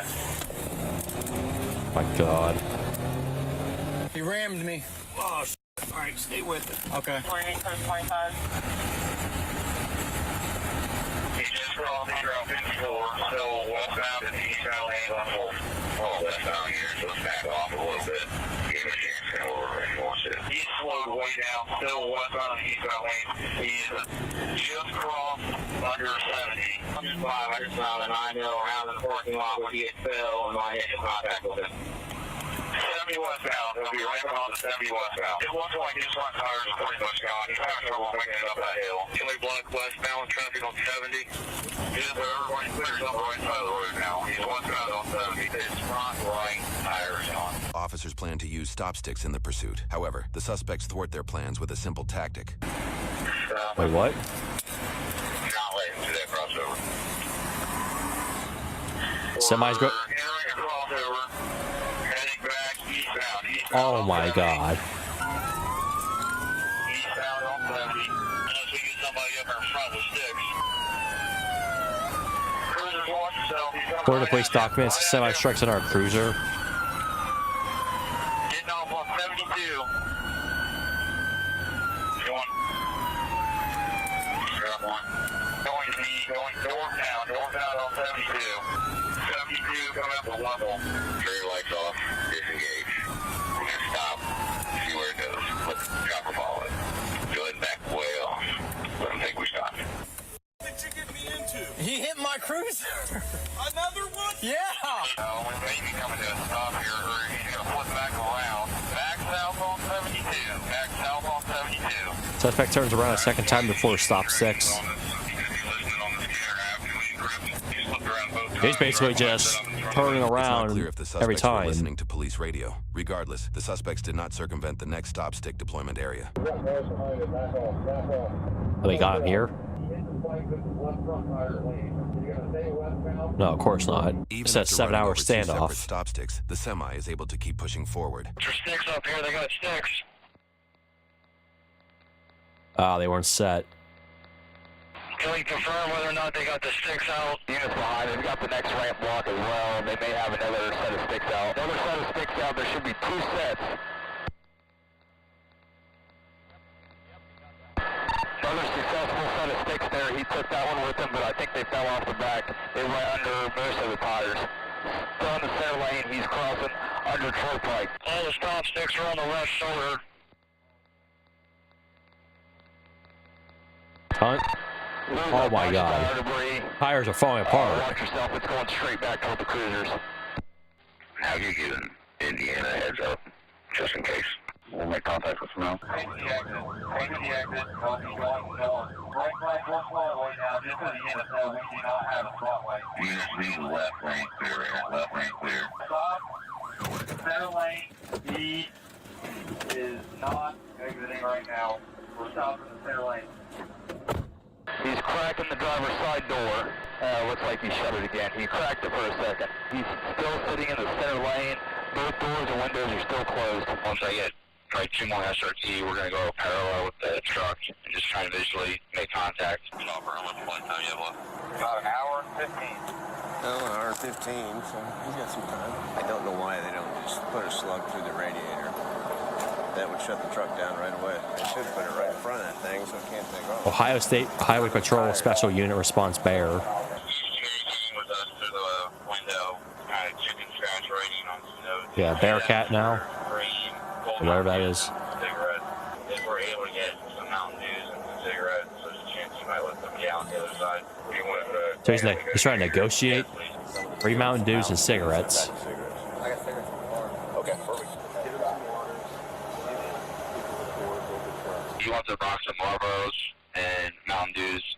I'm not saying he's going to get them right away, but if we can still work on getting those 2 items, he wasn't too happy with the box that he was given. I want those items where at some point, if we can use them to get something, if we at least have them on standby to use at our discretion. Any luck on OIS negotiator? Dayton said they were around. We'll get an ETA. He advised on the phone that he's not going to really talk or do anything until he gets those items. So it just let me know when they're here and we can go from there. He's hung up on me a couple times now. Okay, I'll let you know. Officers have now identified the 2 suspects as Rodney and Elaine Hillman, a married couple with extensive criminal histories. Investigators also learned that both were wanted on multiple felony warrants, reportedly tied to drug and theft offenses. With that information in hand, negotiators know the stakes are high. The Hillmans may believe they're facing years or potentially the rest of their lives behind bars if apprehended, making the situation even more volatile and unpredictable. With a hostage driver involved, they need to ensure their safety comes first. We're going to go get fuel, Green County, and we'll be back. They're trying to stay off the radio because the media is monitoring. There's cutting the airlines, keep the brakes engaged. Hey, Jason, we'll go ahead and cut you loose. Get a search warrant, search the truck. Right. Good morning. How are you? Good. You? Morning. Look at this guy. Oh, all the way in the morning now. How are you? Good morning. All right. Anything else before I head out? 5 hours. I think so. Have fun. Good night. Probably be here a while. They'll reach out and get a statement from you at some point. I was never here. That's not how it works. Lieutenant Thompson was wanting to get some coffee. Oh, I just saw that now. Yeah, I can go handle that. Somebody already sold video from TA. And? Took place at the TA truck stop. This is video that Oh my God, it went on the news. Jeez. They're watching the incident they were involved in. Him donuts. Yeah, sometimes sugar, you start getting pissed off. I know, I'm actually. Dog laying down the job. The emergency response unit plans to move forward and breach the truck in an attempt to save the hostage. And They've been sitting there all morning. Wow. Assault, assault, assault. Up there they go. So the audio is only from the helicopter. Well, we can basically tell what's going on. Let me see your hands! Hands! Let me see your hands! Where are your hands? Let me see your hands! I can't see it. Can't see our suspect. Let me see your hands! Everybody, let me see your hands! Let me see your hands! He got a gun! Oh yeah, he still has the gun.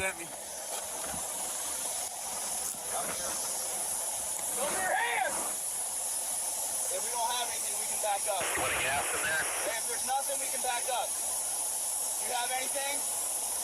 Nothing? All right, Got shot being fired. God.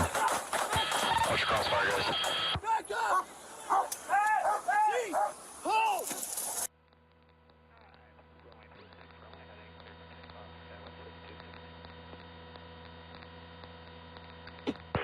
Shots fired. Shots fired. Alright, he's coming out, guys. He's coming out. That's a truck driver. At least they got him out.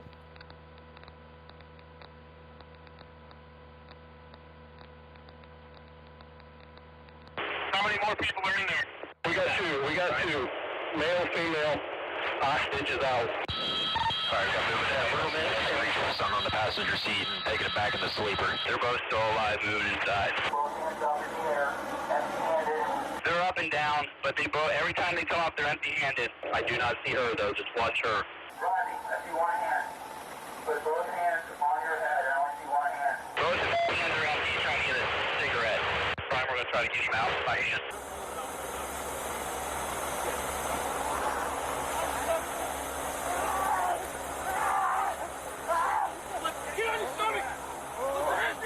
Jeez.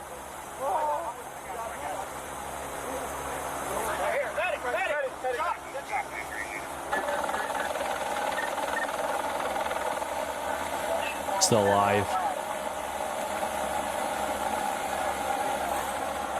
Gosh, trash too. Most suspects are out of the vehicle. After the incident, both suspects and the hostage were brought to the hospital. The hostage was treated for their hand wound and released. Later that day, both suspects were pronounced deceased at the hospital. Each reportedly sustained a single gunshot wound. This officer-involved shooting case was handed over to the Ohio Bureau of Criminal Investigation. In conclusion, the investigation found no charges would be filed, closing the case. I'm about to go to court. Man, 7-hour standoff in a truck is crazy. I can't believe they actually were able to steal one. That's like tough to do, especially if there was someone inside. I mean, yeah. I can't imagine. I can't believe the amount of crazy things I've watched online of police body cams. Okay, the next video, the guy behind the Bricks and Minifix case, I guess he apparently went to court, I think. So we're going to watch that. So here it is. Before we do, I'm going to use the bathroom real quick.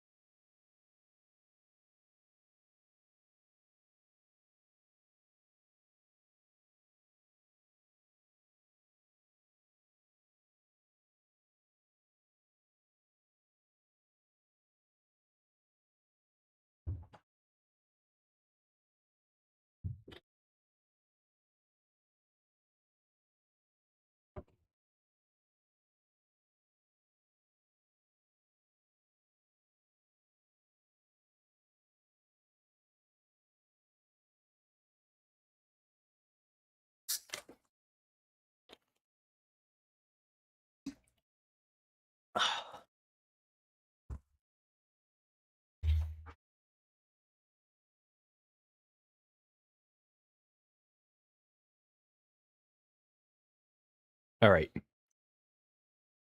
Bricks and Minifigs try to get me arrested to stop this video. I'm about to go to court, and I don't even know what I did wrong. Yeah, Bricks and Minifigs is making up tons of lies about me to the police to try to get me thrown in jail so I can't release my documentary about them. But the crazy part is I'm not even allowed to know what they're saying I did. Legally, I'm not allowed to film inside court, so I formally requested the audio, but since there was no visual, I hired an animator to animate over it. Oh, what? Right now, I kind of don't even know what I'm being charged for because all of the body cam footage has been redacted, and they say it's to protect the victims.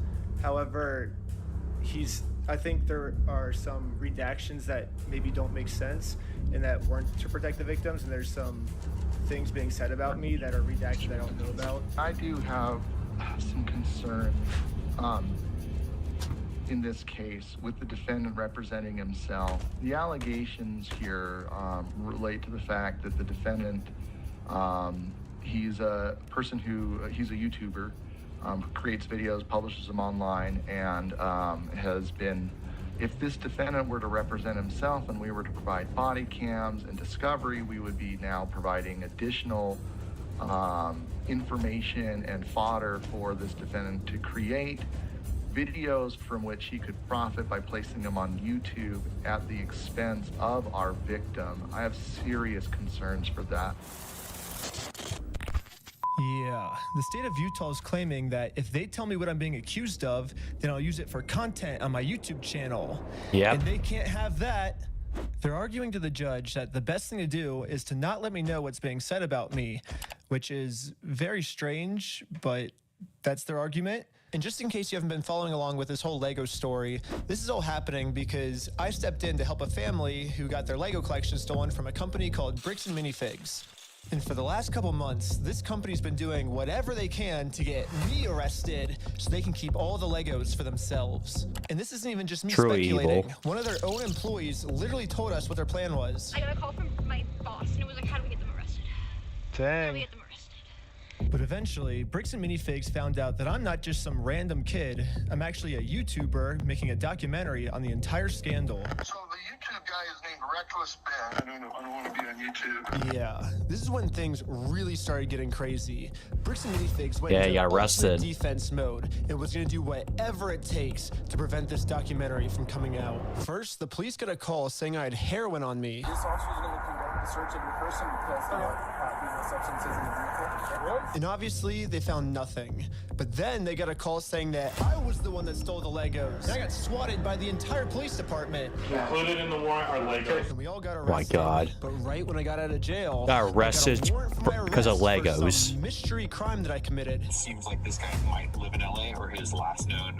This makes like when kids used to make guns out of Legos, make like guns up, make Legos that look like guns.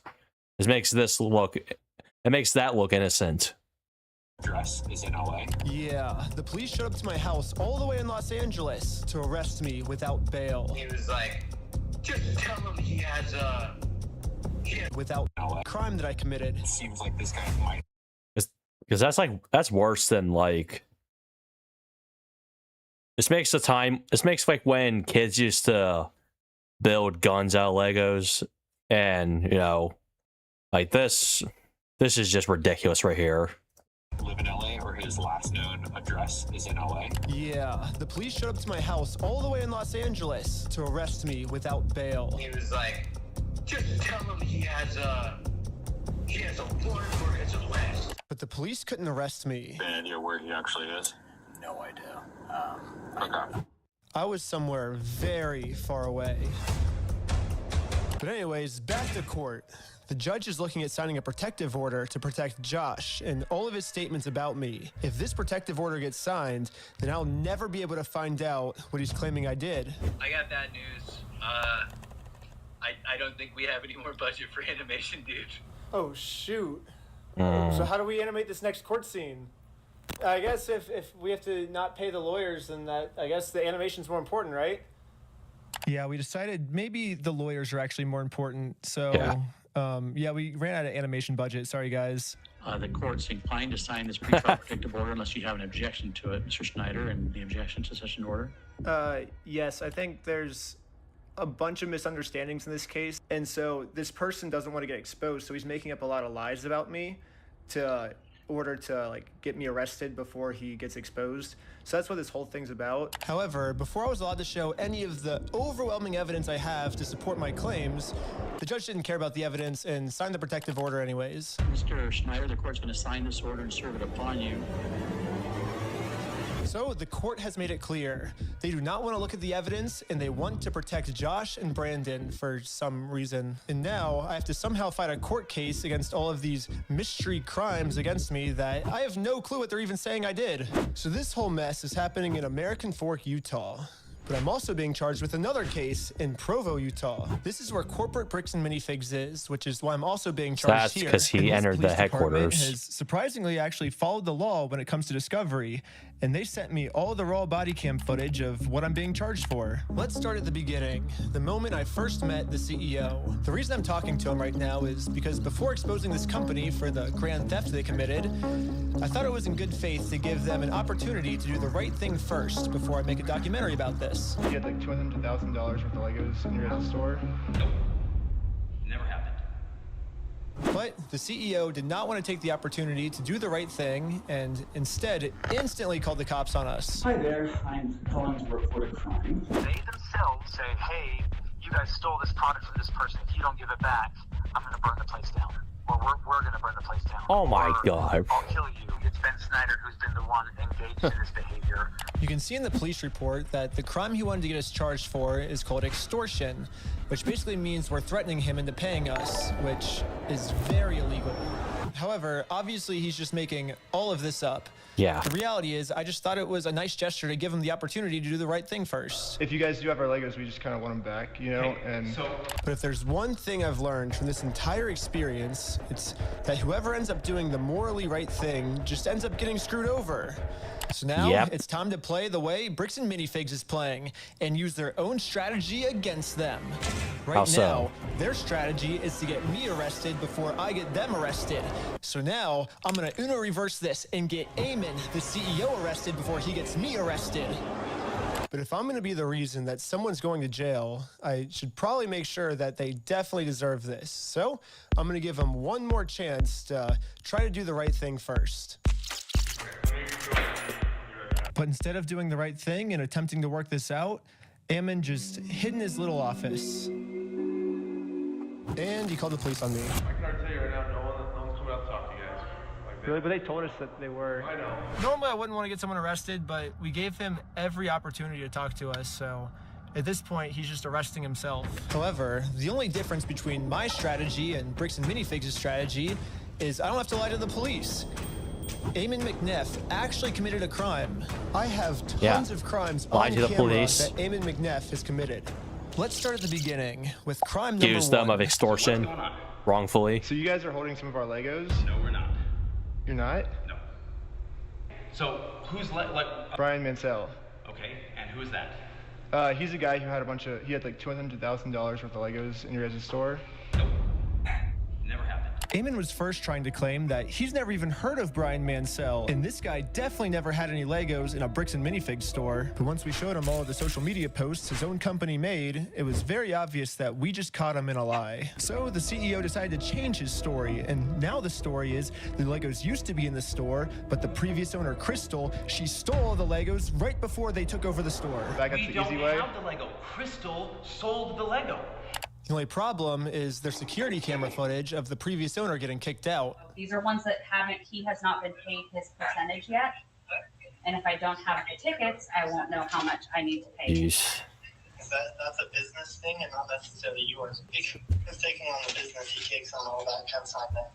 Corporate just said that they're going to be the ones to take over the consignment deal with all the Legos that are still in the store. And as extra proof that these Lego sets were still in the store, the owner went into the back and started taking pictures of everything that you can verify in the metadata with the timestamps that match the exact moment she's getting kicked out. And then you can see her leave the store with nothing in her hands, proving that the sets were still in the store and the CEO is lying to us right now. But that's only one side of the story. I also thought it was fair to hear his side. You sent a bunch of pictures of the Lego still in the back, and you can see in the security camera footage, corporate comes and throws her out.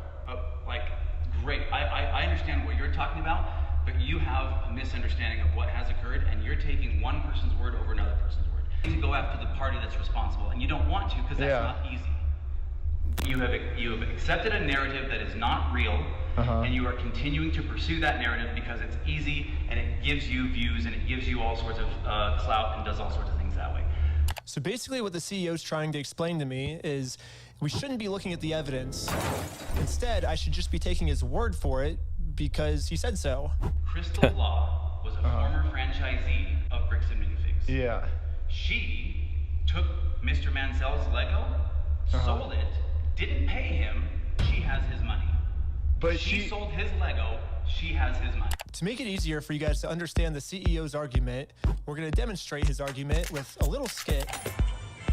Oh, that wasn't a back foot. No. Oh, are you sure? You have a misunderstanding of what happened. Yes, this is the exact argument the CEO is trying to make. Something we just saw on video, the CEO is saying never happened, which would mean the CEO's lying. And most people would agree that lying is morally wrong. However, if you lie about a crime, the way Eamon's lying to me right now, then that's not just morally wrong anymore. That crosses into new territory called illegal. The specific crime is called obstruction. If someone commits this crime, they can get arrested. And it's all on video. We're at the police station, and we're going to charge them with a criminal crime, obstructing of evidence of a $200,000 theft. And good news for us, we found out last week that all of the police in Utah take obstruction very seriously here. The police arrested my friend Sheldon for obstruction just for locking his phone. Right now you're attempting to destroy evidence. Okay, put your hands behind your back. I was just locking my phone. You're under arrest for obstruction of evidence right now. The crazy part is, the police didn't even have a warrant, so Sheldon locking his phone was 100% legal. But the police arrested him anyways because that's literally how serious the police take obstruction crimes here. They do not mess around when it comes to obstruction. So now, just imagine how angry the police are gonna be when I go into the police station and tell them that someone is actually, for real this time, committing an obstruction crime. And this obstruction crime is on a much bigger scale. Later, the police called me saying that they were going to do a police investigation on this. Hey, Benjamin, this is Officer Halpern from Provo Police. I told the detective the entire situation. He was saying that this family's Lego sets were never even in the store. Like all of this stuff, it's all documented. I have video of all of him saying this. I think he's like falsifying evidence, and I think that's obstruction. And now that we stole Bricks and Minifigs' strategy, I think the plan is finally going to work. Looks like the CEO is going down. I mean, I submitted the videos of Eamon saying we're gonna burn down the building and shoot him. They themselves say, hey, you guys stole this product from this person. If you don't give it back, I'm gonna burn the place down. Or we're gonna burn the place down. Or I'll kill you. And then I submitted all the raw footage of the entire conversation I had with him, proving to the police that we never even said anything close to this. This raw footage verifies that everything I told the police is true, and everything Eamon told the police is a lie. On top of that, I even got access to the complete case Eamon made against me, and he doesn't have a single piece of evidence to support any of his claims. Which I guess makes sense. Like, how can you support evidence if you're just making everything up? Like, of course you can't submit anything. So if the police have to decide what case to pursue, they're obviously going to pursue this case because it has like a ton of evidence. And then they're going to throw out Eamon's case. It has no evidence at all. The person you're trying to reach is not available. Hello, my name is Ben Schneider. A couple months ago, I made a case, and you were the officer that was helping me create it. I submitted a bunch of evidence through a link you sent me, and this was a couple months ago, and I haven't heard anything back. And so I'm just calling to see if I can get some type of update on how the case is going. It's about the CEO, Eamon McNeff of Bricks and Minifigs, in an obstruction case. And so if you could give me a call back at your earliest convenience, that'd be awesome. You're sorry. Your call cannot be completed. Oh yeah, kept Literally, rejecting no him. matter what Kept I ignoring tried, the call. I could not get a hold of this police officer. So I'm traveling all the way back to Utah to go back to the Provo police station in person to see how the police investigation against Ammon is going. And I just so happened to get a hold of the police schedule and arrived at the exact time this officer was supposed to arrive. But before I could speak to this officer, one of the other police officers called into the front desk and asked to talk to me. Really? They said he was going to be here today at 3 o'clock. There's always the chance that they might have called out sick or something. Ah. Is there any way that you can, like, check if he's here, or? He's definitely scheduled to be here. Like I said, they might have called out sick or something. Are you able to look and see how the case is going? All I really want is kind of just an update on the case.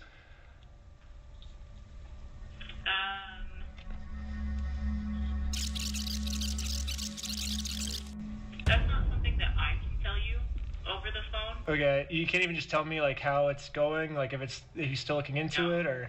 No, I can't. That's not something I can do. Okay, well, thank you. So basically, I came all the way out here to find 0 answers. But eventually, I did find an answer. They sent it to me in the mail. And looks like I was right. The police only had time to take on one of our cases. And it was Ammon's, not mine. Yes, the case that had an overwhelming amount of evidence. They thought that case was garbage. And they took on the case that has 0 evidence at all.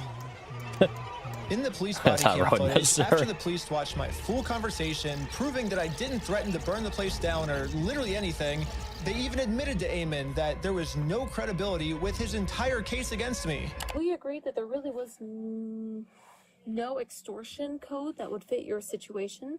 However, you know, at the end of the day, we do want to help you guys, you know, having to deal with this fool and all of his issues. We did find that there was another code that fit, and it's called aggravated commercial obstruction.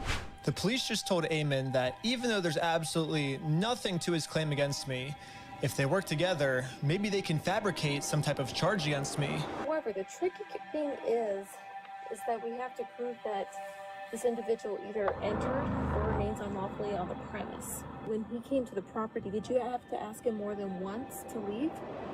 Yes. Okay. You know, we're not leaving until we get it. And he's like, no. Like, So Ammon's telling the police that even though they continuously told us to leave, we didn't leave. But if we go back and look at the footage of what happened, this is the reality. So when they say go to corporate, how do we respond next time? I have no idea. You have to take it up with them. It's your thing with them. That doesn't involve us. Okay. As a separate business entity, you got to take it up with them. You got to resolve it with them. Okay, well, thanks so much, guys. Yeah, thank you, guys. Good luck. Good. Sweet, thank you. Hey, do you want to talk? They're on their way out. If you want me to grab them or not? I don't know. It kind of looks like the reality of what happened is we left too early for them. They wanted to pull us back in to keep talking to us. But we did show back up a second time. And to Ammon's credit, about halfway through the conversation, he did say that if we don't leave, he's going to call the cops on us. You can leave. If you come back here, we will call the cops. If you don't leave right now, I will call the cops. So you don't want to do the easy way? And this is right after I told him you could do it either the easy way and just give us the Legos back, or we can do it the hard way, implying that we would take him to court. So you're threatening me. I'm not threatening. We're right. Like, we have a right to the Legos, so we're gonna get them the easy way or the hard way. What proof of ownership have you provided to me that you own this Lego? I mean, I can give you proof if you want. Right. Provide proof. But right after he says this, he's now asking us to provide him proof that we actually are entitled to these Legos, so we can't leave now because he just told us to stay and provide proof. And then at the very end of the conversation, he says this one more time. Okay, you've been asked to leave. Please leave. We have to leave? Okay. Well, thank you for working with us, and so see you later. Yes, so. Well, we have now all just seen the video footage of what actually happened. But now let's hear how Ammon describes it to the police. guys, at this point, I've asked you to leave. Please leave. Well, we you know, like, you have to listen to us. You have to pay us this money. No, guys, you need to leave, and you're not leaving. Like, but I asked multiple times. Are you kidding me? Looks like that might be a second-degree felony. He's facing felony charges. It is a felony? Yes, because I went to the corporate headquarters and tried to give Ammon the easy way out of all of this, they're now trying to get me on a second-degree felony, which I don't really know. That is just unbelievable. They know what they're doing is wrong, and yet they're doing everything they can to cover it all up. There's literally video evidence of that never happening. How any of this would make me get a second-degree felony. Like, what the heck, police officers? But they're doing it, and the punishment for this crime is 15 years in jail.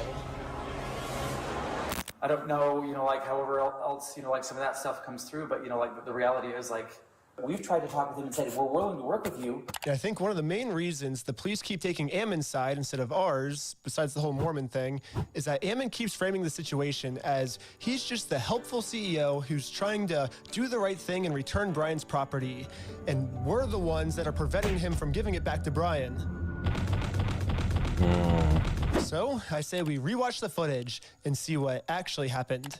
We said we would be more than happy to help Mr. Mansell. Yeah, because Brian said he was unwilling to work with us. Well, Brian said he asked for the store inventory, and that because he said like he wanted to work with you, and then you guys didn't provide the store inventory. We asked him to provide us with any documentation, and he provided us with a spreadsheet. A spreadsheet is not something that anybody, you can just walk over to a McDonald's right now and say, all of your ice cream machines belong to me. Why? Because so-and-so said so. I have a spreadsheet that says that all these ice cream machines belong to me. That's not proof of ownership, that's not proof of anything. So first off, this spreadsheet Ammon's referring to wasn't just some mystery spreadsheet, it was the actual inventory the store made. But I guess Ammon's trying to claim that the previous owner stole the Legos and then lied on the inventory, and so now it basically makes this inventory invalid. He said that when corporate was taking over the store, that they actually did their own inventory, and this is the correct inventory. When we took over, we did an inventory. And good news for me, he's willing to give me this inventory. He's actually always been willing to give it to me or Brian. All we've ever had to do was ask.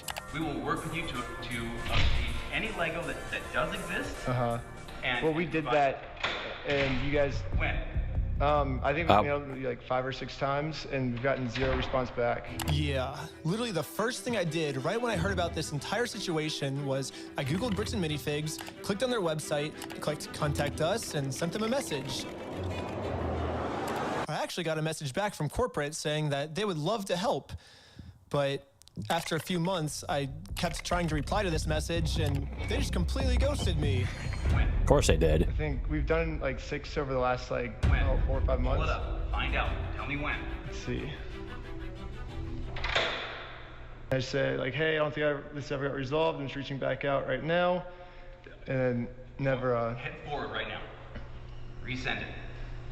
What's the email? That is I don't know what email address that is. This was on your guys' website. That says fbc.team. I said franchise at bricksandminifigs.com. Well, this is just on the website, so. Did I tell you to look up something on the website and send it there? Well, did I say that just barely? Well, that's what. Yes or no? Did I say that? No. I just said send me an email to franchise at bricksandminifigs.com. And we will work with that. But you're getting mad at me because I emailed the email on the website? You keep saying that you, like, so that, I That's so that, but dumb, I'm actually. You right now, and you're trying to argue on something that I didn't give you any information about. I'm telling you, send it to that one. Yeah, you're like getting upset at us that we emailed the email that was on your website. No, I'm telling you the way to do this, and you've been probably trying to communicate with a ghost. Well, that's your guys' fault for putting that email on the website. Sure. Yeah. Okay, Ben, so why are you getting mad at us? Your because fault. we emailed the website for your instructions. You harass us for all sorts of things. I'm not getting mad at you. Well, we're not harassing. We're just asking for our Legos back. If someone stole money from you and you went and politely asked for the money back, is that you harassing them? It seems like Ammon kept either trying to stall or switch the subject. It almost seems like he doesn't want to actually give us this inventory. But he keeps saying he's willing to give it to us. You guys can send that inventory list to us? I do believe so, yes.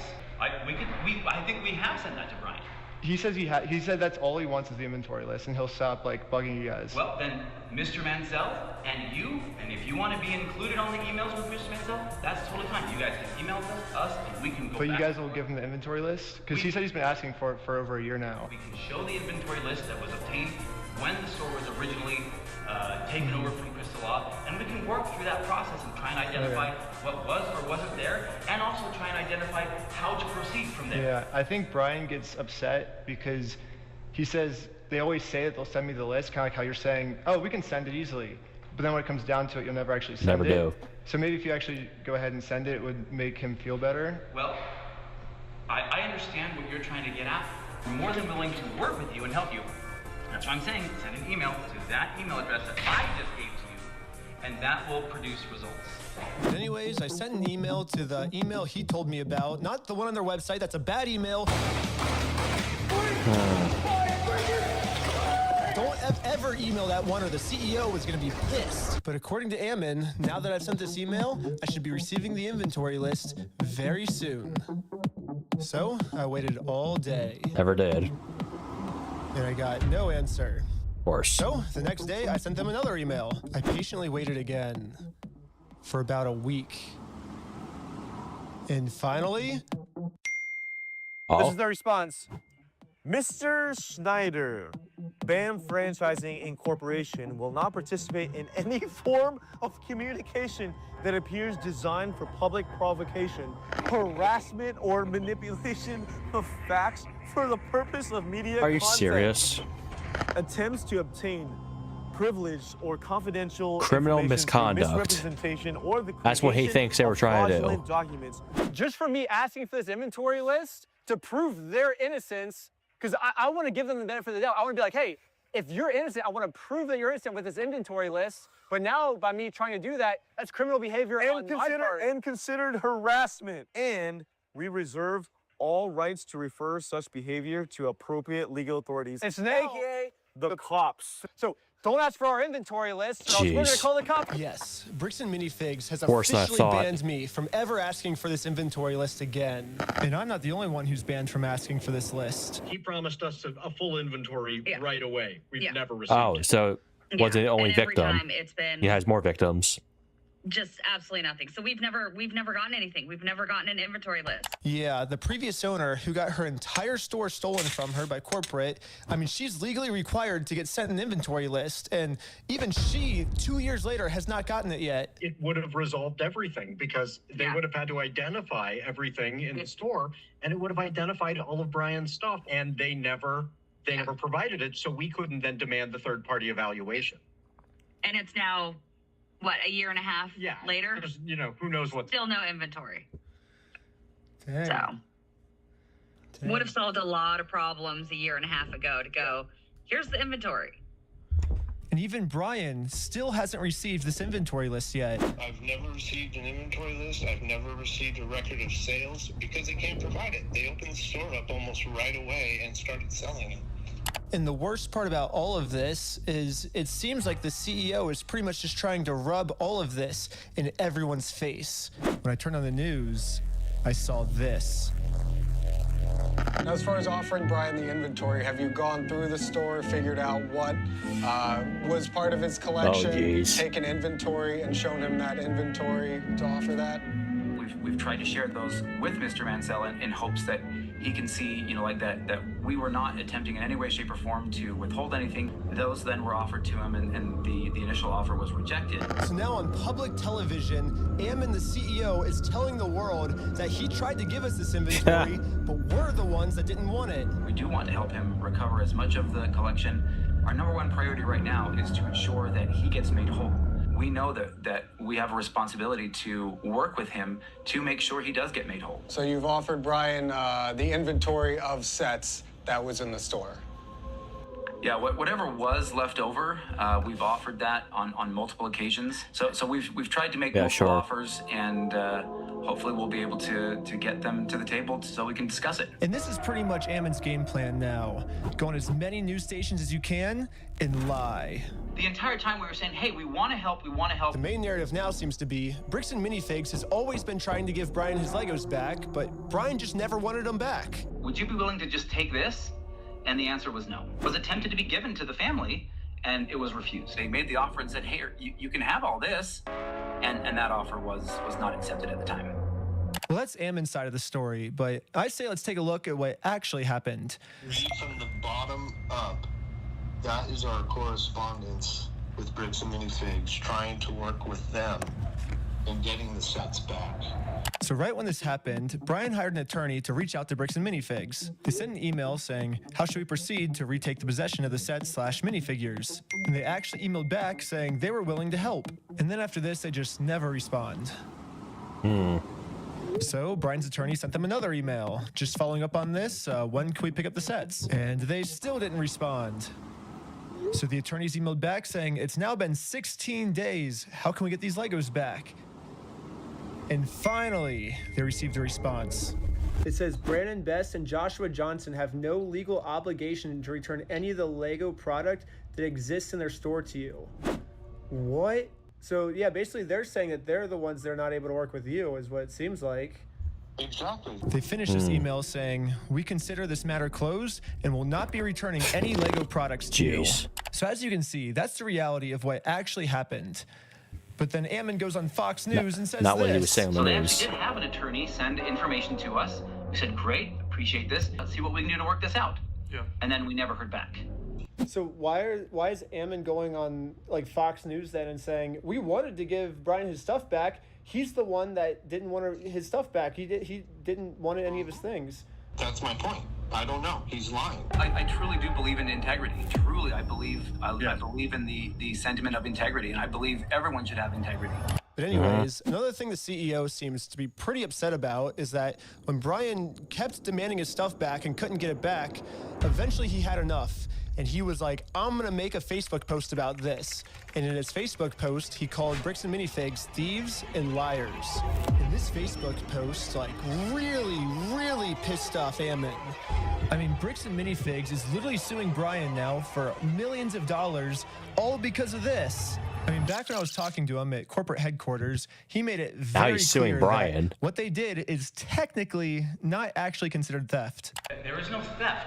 Do you understand the legal definition of theft? Legally have to be So the definition of knowing that the property was stolen or otherwise not belonging to that person. And on my phone, That was not known until Mr. Mansell came in days later and said, I have some of these things that need to be... and that's another lie again, because It is not another lie. So I showed Ammon the security camera footage where corporate acknowledges that they are now going to be responsible for these Lego Star Wars sets. These are ones that he has not been paid his percentage yet. And if I don't have the tickets, I won't know how much I need to pay him. That's a business thing and not necessarily yours. He's taking on the business, he takes on all that consignment liability. And after showing him this footage to try to bring the conversation back to reality, this was his response. Now extortion? because we caught you guys. No, because you are attempting to extort us, so that's what you're doing. What you are doing right now is illegal. It's an extortion. So catching you guys in illegal activity, that's illegal on me. Nope. We have done nothing. See, I agree too. I agree. Nope, it's not illegal on us.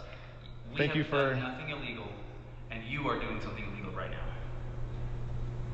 I don't think that's illegal. I think us catching you guys for doing the illegal thing doesn't make that what we're doing is illegal. That means what you guys are doing is illegal.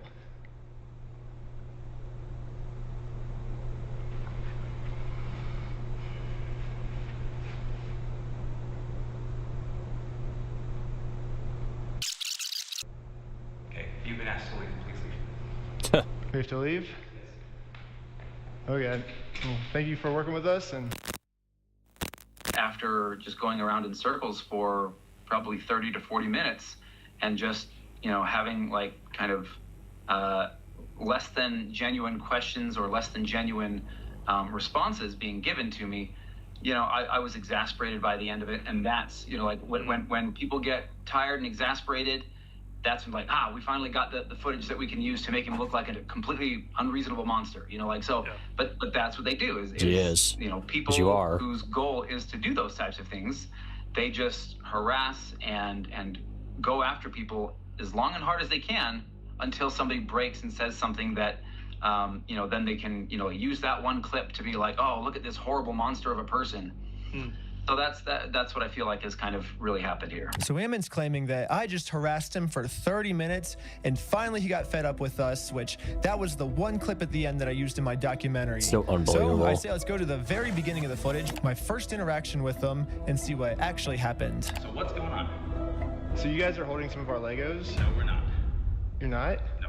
Yeah, literally from the very first sentence we ever exchanged with each other, Ammon's goal was just to lie to us. But anyways, I'm now starting to think that the only reason Ammon wanted us to email him about the inventory list wasn't actually give us the inventory list, but actually it was a trap. Yeah, Ammon only wanted me to email him so he can find out my email and subpoena Google and find out all of my private information.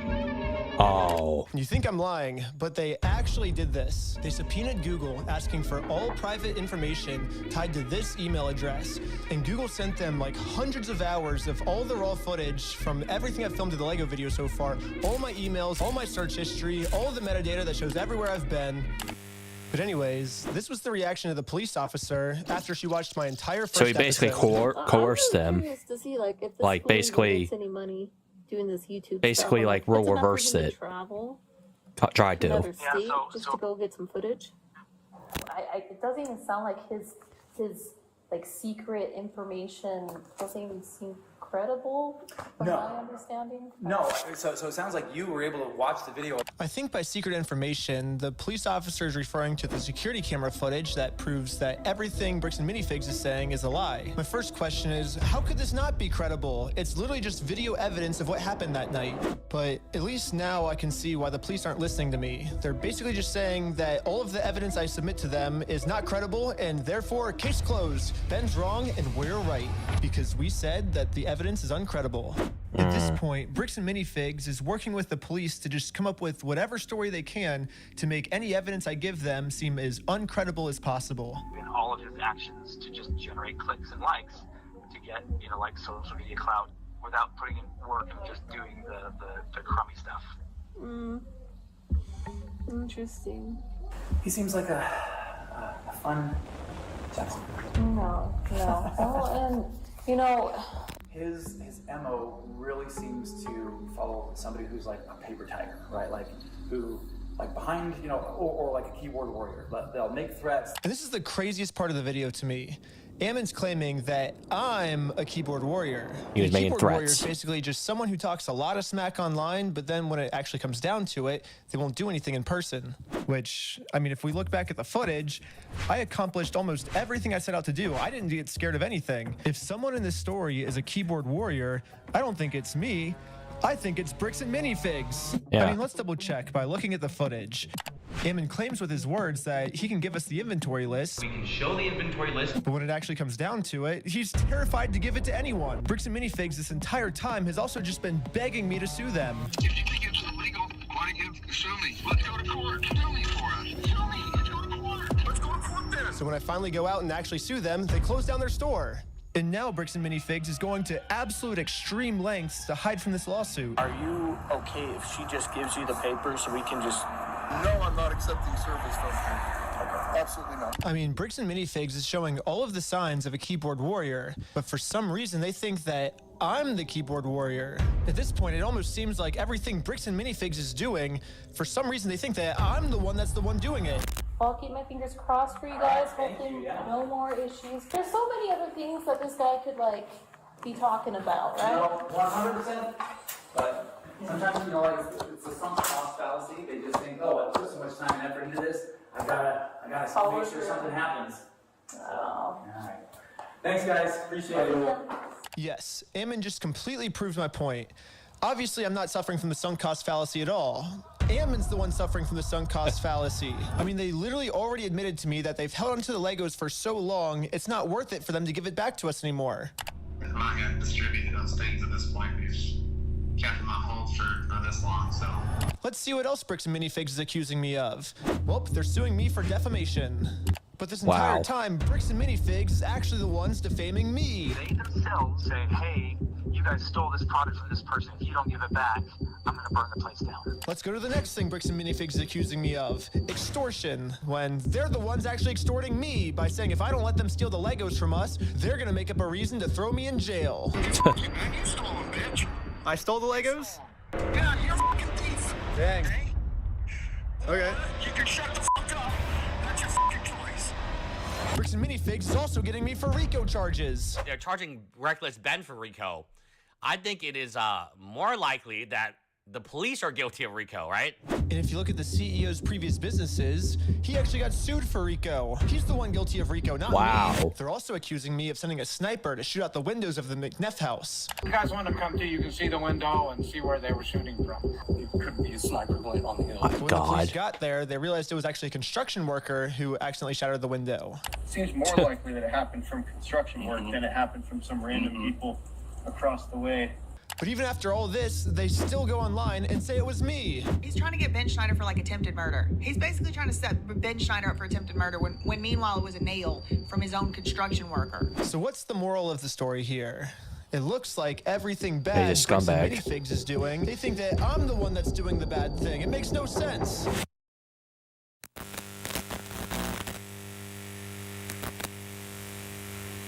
So, just to let you know, we call it a double blind. The person who committed the crime may or may not be in the lineup or depicted. So I will give this to you. You'll have as much time as you need to choose someone or to not choose anyone. Whenever you're able to feel that you have ID'd somebody, I just ask that you circle it and then initial next to it. And then, like that? Perfect. Okay. There you go. Okay. Cool. Really, this was like the final step that I needed. This is legit. We've been able to verify who he is now. Yep. So the police put on this big performance to make it look like they're going to all this work to verify the facts. When in reality, they already know who I am. They already subpoenaed Google. They already watched my entire first Lego video. They already went through all my search history. To me, this just feels like a staged performance so they can show the world, hey, look, we verified everything, when if they would have just put an equal amount of effort into watching the raw footage I submitted to them, they would have found out that Ammon's just completely lying to them. But for some reason, they didn't. A few weeks later, when I ended up going to court, this was the staged response. My name is Nick Mielstein. I'm the prosecutor. Is Benjamin Schneider here? Yes. If you want to take care of that today, we can do what we call a plea in abeyance. Were you able to see animation the footage budget, they gotta I do it submitted to this the way. police of our interaction? I have not watched it, no. Okay, because in that footage, you can clearly see that the second he tells us to leave, where you say, okay, we'll leave, and then he calls the police and said that we threatened to burn down the building and shoot everyone inside, and he was just making up all these lies, which you can clearly see in the footage that we submitted. We were being respectful the whole time. We left the second he told us to. Sorry, let me look. And so it makes sense why the police would take me to court, because, I mean, he's threatening that we're going to burn down the building and shoot everyone, but we did nothing. Like, he's just saying that because he's trying to. I'm a documentary maker, so I'm making a documentary on the thing. So his logic is if he throws me in jail, then if he makes up a reason for me to go to jail, then I won't be able to expose them for their crimes. So that's the what's going on. It's clear as day in the footage if you watch it. It seems like they're just making up a bunch of false information in order to silence criticism. So did you submit that to the police officer? Yes. Is the footage going such that it's still going, like when you step out the door? It starts from when we're in the elevator before we talk to him to when we were back in the elevator going back down. Obviously, a video doesn't necessarily show everything that possibly happened. So according to the state of Utah, the raw video that shows everything that possibly could have happened is not credible and could not have shown everything that possibly could have happened. Oh my God. And they didn't even watch it. They're literally just taking Ammon's word for everything and completely ignoring all the evidence. So where does this leave me now?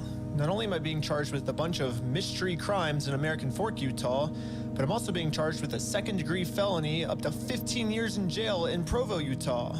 And now that they have written proof that I'm committing all of these insane crimes against them, I mean, obviously Bricks and Minifigs just made up everything, but that's not how the court sees it. The court thinks that these are real. And for whatever reason, the court wouldn't let me share my side. They only heard Bricks and Minifigs' side. Ben's side was not in the room, was not heard. The court signed an order erasing his published work on the strength of the company's verified complaint and the company's motion with no one there to say a word against it. Yeah, the judge granted a temporary restraining order, preventing me from even talking about Bricks and Minifigs, which sucks because this was the night I hit 1 million subscribers. Oh, and that sucks. all my friends threw a giant surprise party for me.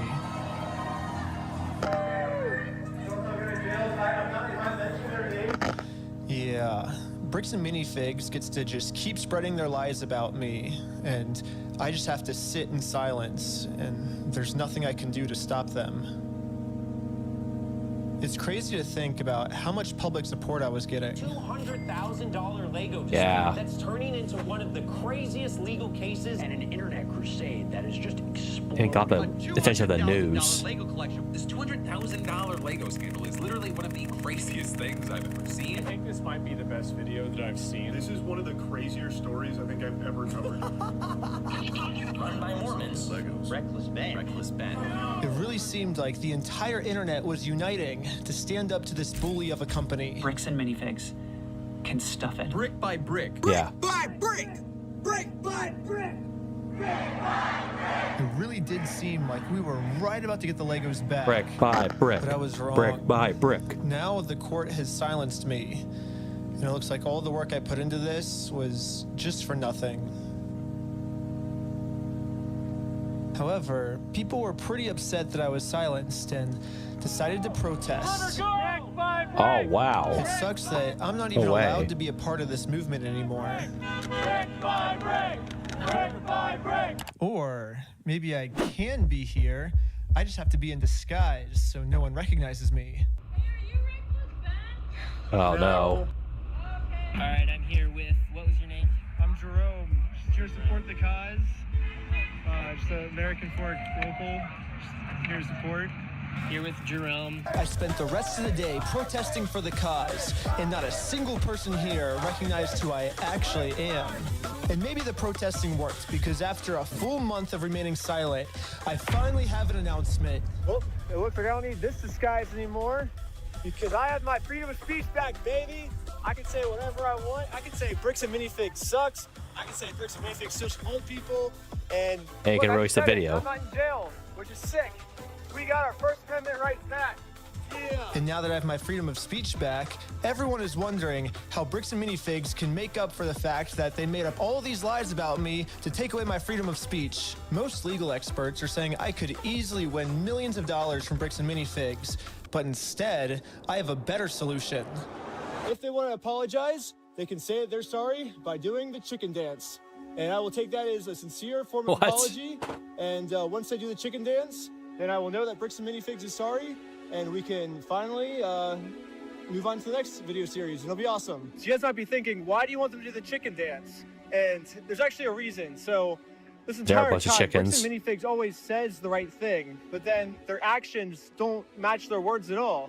So I was thinking, well, if they get given an apology, they might say the right things, you know, but they're not actually gonna mean it. So by doing the chicken dance, I'm gonna basically just be giving them another opportunity to do the right thing, not just with their words, but with their actions.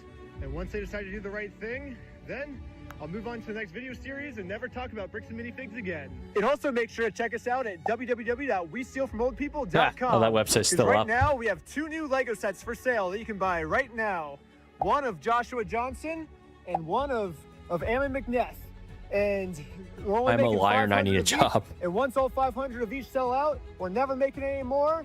And you gotta buy them now because someday they're gonna sell for like $1 million or something. They're gonna be collectibles. It's gonna be sick. Also subscribe to Patreon. You'll get tons of behind the All right. So this all started because he just wanted to get this family their Legos back, and he got arrested because of it, and was facing charges because of it. Unbelievable.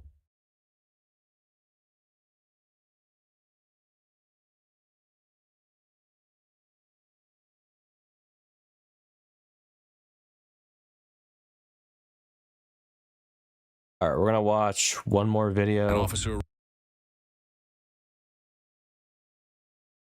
Or watch one more video here. That's a police body cam 10-minute video. Oh boy, this was uploaded. This was This was uploaded yesterday, I think. I don't know. Woman turns McDonald's drive-thru into a battlefield. An officer arrives at McDonald's, not because he's on break, but because someone's in the drive-thru and is about to ruin everyone's night. She's in the drive-thru. Yeah. She don't move. Is she right here at the window? Yeah, the second window. All right, I'll go talk with her. She gave me the wrong code. I said, this is not the location. And she said, call your manager. I'm drunk. Like, she's so, like, she don't know what she's saying. Or she's drunk. All right. Second.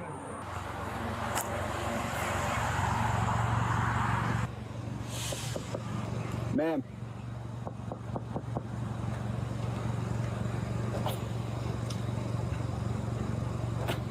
How you doing tonight, man? What's going on? Yeah, well, they try giving you your food. You don't want it. Then you need to get out of here. What? Did she pay for her food? Did you pay for your food yet, ma'am? Yes. You have an ID on you? Yeah, I do. Can I get your ID, please? Yeah, take Thank my you. ID. Thank you. Where does the money go? Say again? Money? It goes. Do not park there! This is Century Did she pay for her food? No, definitely not. Did you pay for your food yet, ma'am?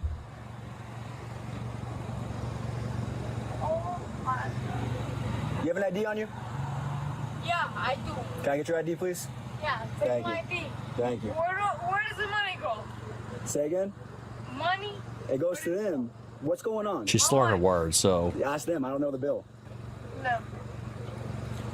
Alright, I don't know you. Ma'am, have you had anything to drink tonight? My ex-girlfriend, I'm sorry. No worries.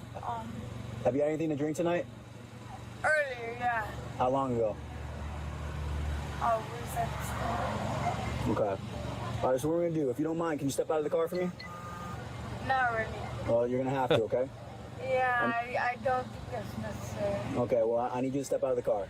All right? What I think is necessary is, like, get my food. All right, I'm going to ask you one more time. I need you to step out of the vehicle. Alright, let me at least answer the person. No one's calling. Outside. No, I'll do it. I'm giving you one last chance. I need you to step out of the vehicle right now. You can call the forces, whatever the Ma'am, let's go. Wait, what the? Step out of the car. How'd that happen? Ma'am.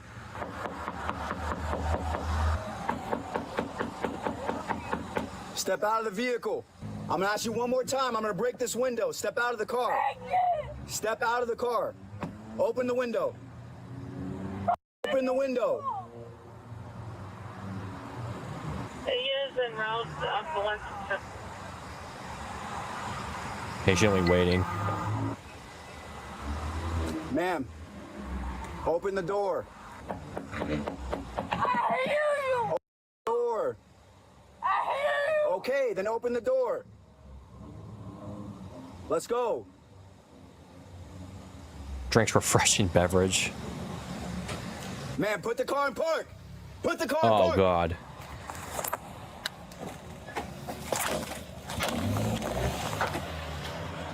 She's trying to flee right now.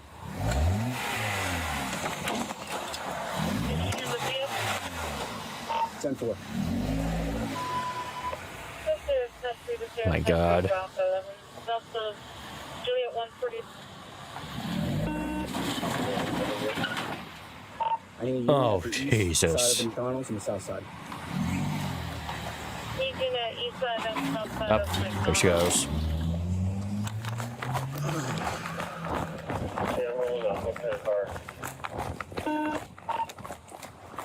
She was fled down Davy Road Extension, southbound, gray Honda. Davy Road Extension, southbound, and it's a gray Honda. Do you have a tag? 54. Her front bumper's entirely ripped off. She just started at a dead end. She just Let's glasses on safety first. Yeah, of course. Oh.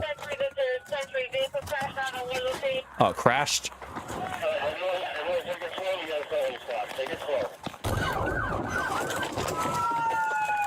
Let me see your hands!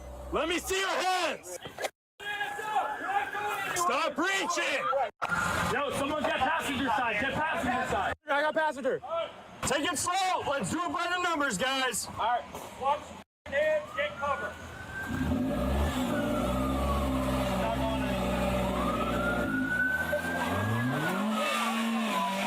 He's not going anywhere. Hey. Let this turn into a barricade if it needs to.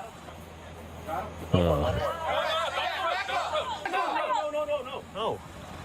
Watch where he's reaching. He's reaching in the glove box. I see him. Don't worry.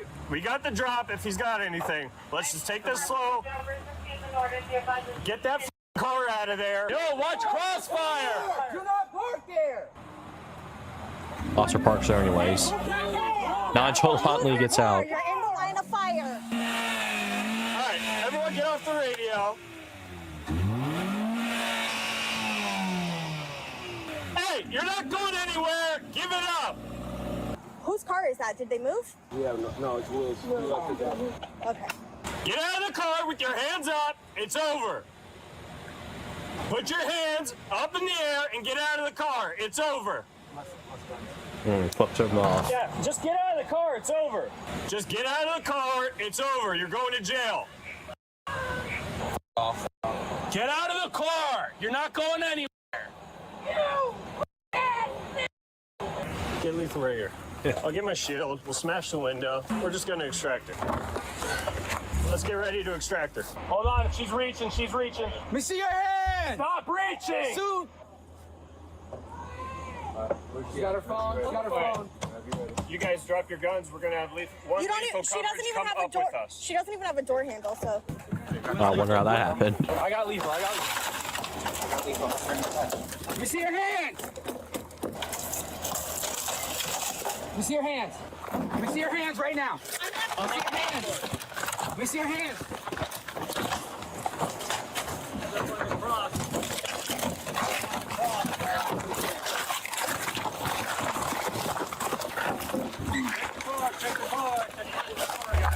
I got one. It's clear. Interior's clear. One arm. We'll get close. All right. You'll need to unlock your iPhone first. Get up. I'm gonna search her real quick. Pat down. Female unit, pat down. And we all good. All right, get in there. She walked into the wrong house and into the Throw your feet in. I can get in. I can get in. Can I get in? Thank you for filming. Babe, I love it. For crash notifications. Did you really think I was gonna stay in front of the car I was parking? Because this car would have fit through it. We didn't want you guys. We want you over there. I understand that. But Yeah, it's kind of. That turned into a shooting real quick, Osmendi. It's better letting her go forward. Yeah, go through it. We got nothing so far. What was she chugging? A root beer? Celsius. I don't know what that is. Yeah. Energy drink? Wow. Yeah, Celsius energy drink. Yeah. Turn on your camera and spray her. Yeah, I'm on, just FYI. Oh, you are on. Yeah. What's she doing? Just banging everything? But she was banging out the window. She can't break none. The suspect continues misbehaving in the back seat all the way to the hospital. Crazy! Stand over here. Listen to me. Yeah. Please, please, please. It's crazy. Put it over. You're crazy. You think I don't know you? You think I don't remember you? How can you remember him? You just started. Yo, hey! Do not kick me! Don't. Kick in the hey! Stop! Stop kicking me! Stop. Stop! Kicking the freaking nuts, man. She kicking the nuts? Yeah, twice. Yeah, you deserve to be kicked. Don't kick again. You don't need kids. I'll kick you as much as I want to. My God. Am I good to move my leg out? Hey, someone go ahead over and see what room. That's fine. You're pretty light. Oh, thank you, baby. I'm gonna. All right, up you go. Yeah, let's go. Oh. Butt in there. My butt in there? Yeah, get your butt in there. Well, what's the difference? Get in the car. Why can't I call somebody? You will at the station. What the is this? We gotta go to the station first. You're about to get yoinked. Get in the car. Oh my God. Okay, hold on. Let me. You're a bitch. You're a bitch. The suspect, Shay, was charged with felony aggravated battery on an officer, felony battery on an officer resisting without violence, and felony fleeing with disregard to the safety of people or property. She is presumed innocent unless proven guilty in a court of law. This isn't Shay's first run-in with committing felonies. Back in 2022, when she was on her way to pick up her final check after being fired from a World of Beer tavern, Shay was accused of keying profanity onto her former boss's burgundy Chevy Monte Carlo. The damage was estimated at $1,200 according to the arrest report, and she was later arrested at her home for felony criminal mischief. At the time, she was already on probation for a previous burglary charge as well. Regardless of the reason why Shay keeps committing felonies, she continues to be let back out into the public as court records indicate she has posted bond and been released from custody. Suspects like this who continue a cycle of committing crimes, being arrested, and then being released cost the resources of both police officers and the community. So the question becomes, how many more felonies need to be committed and repeat offenders to be released before actual effective reform takes place? Most repeat offenders don't wake up one day and commit their worst crime. They get there one unchecked decision at a time. Yeah. Officers in Wayne County. Repeat offenders, they never actually stay in jail. All right, well, that's going to do it for today's stream. There might be a chance I could do an IRL stream tomorrow. I'm not sure yet.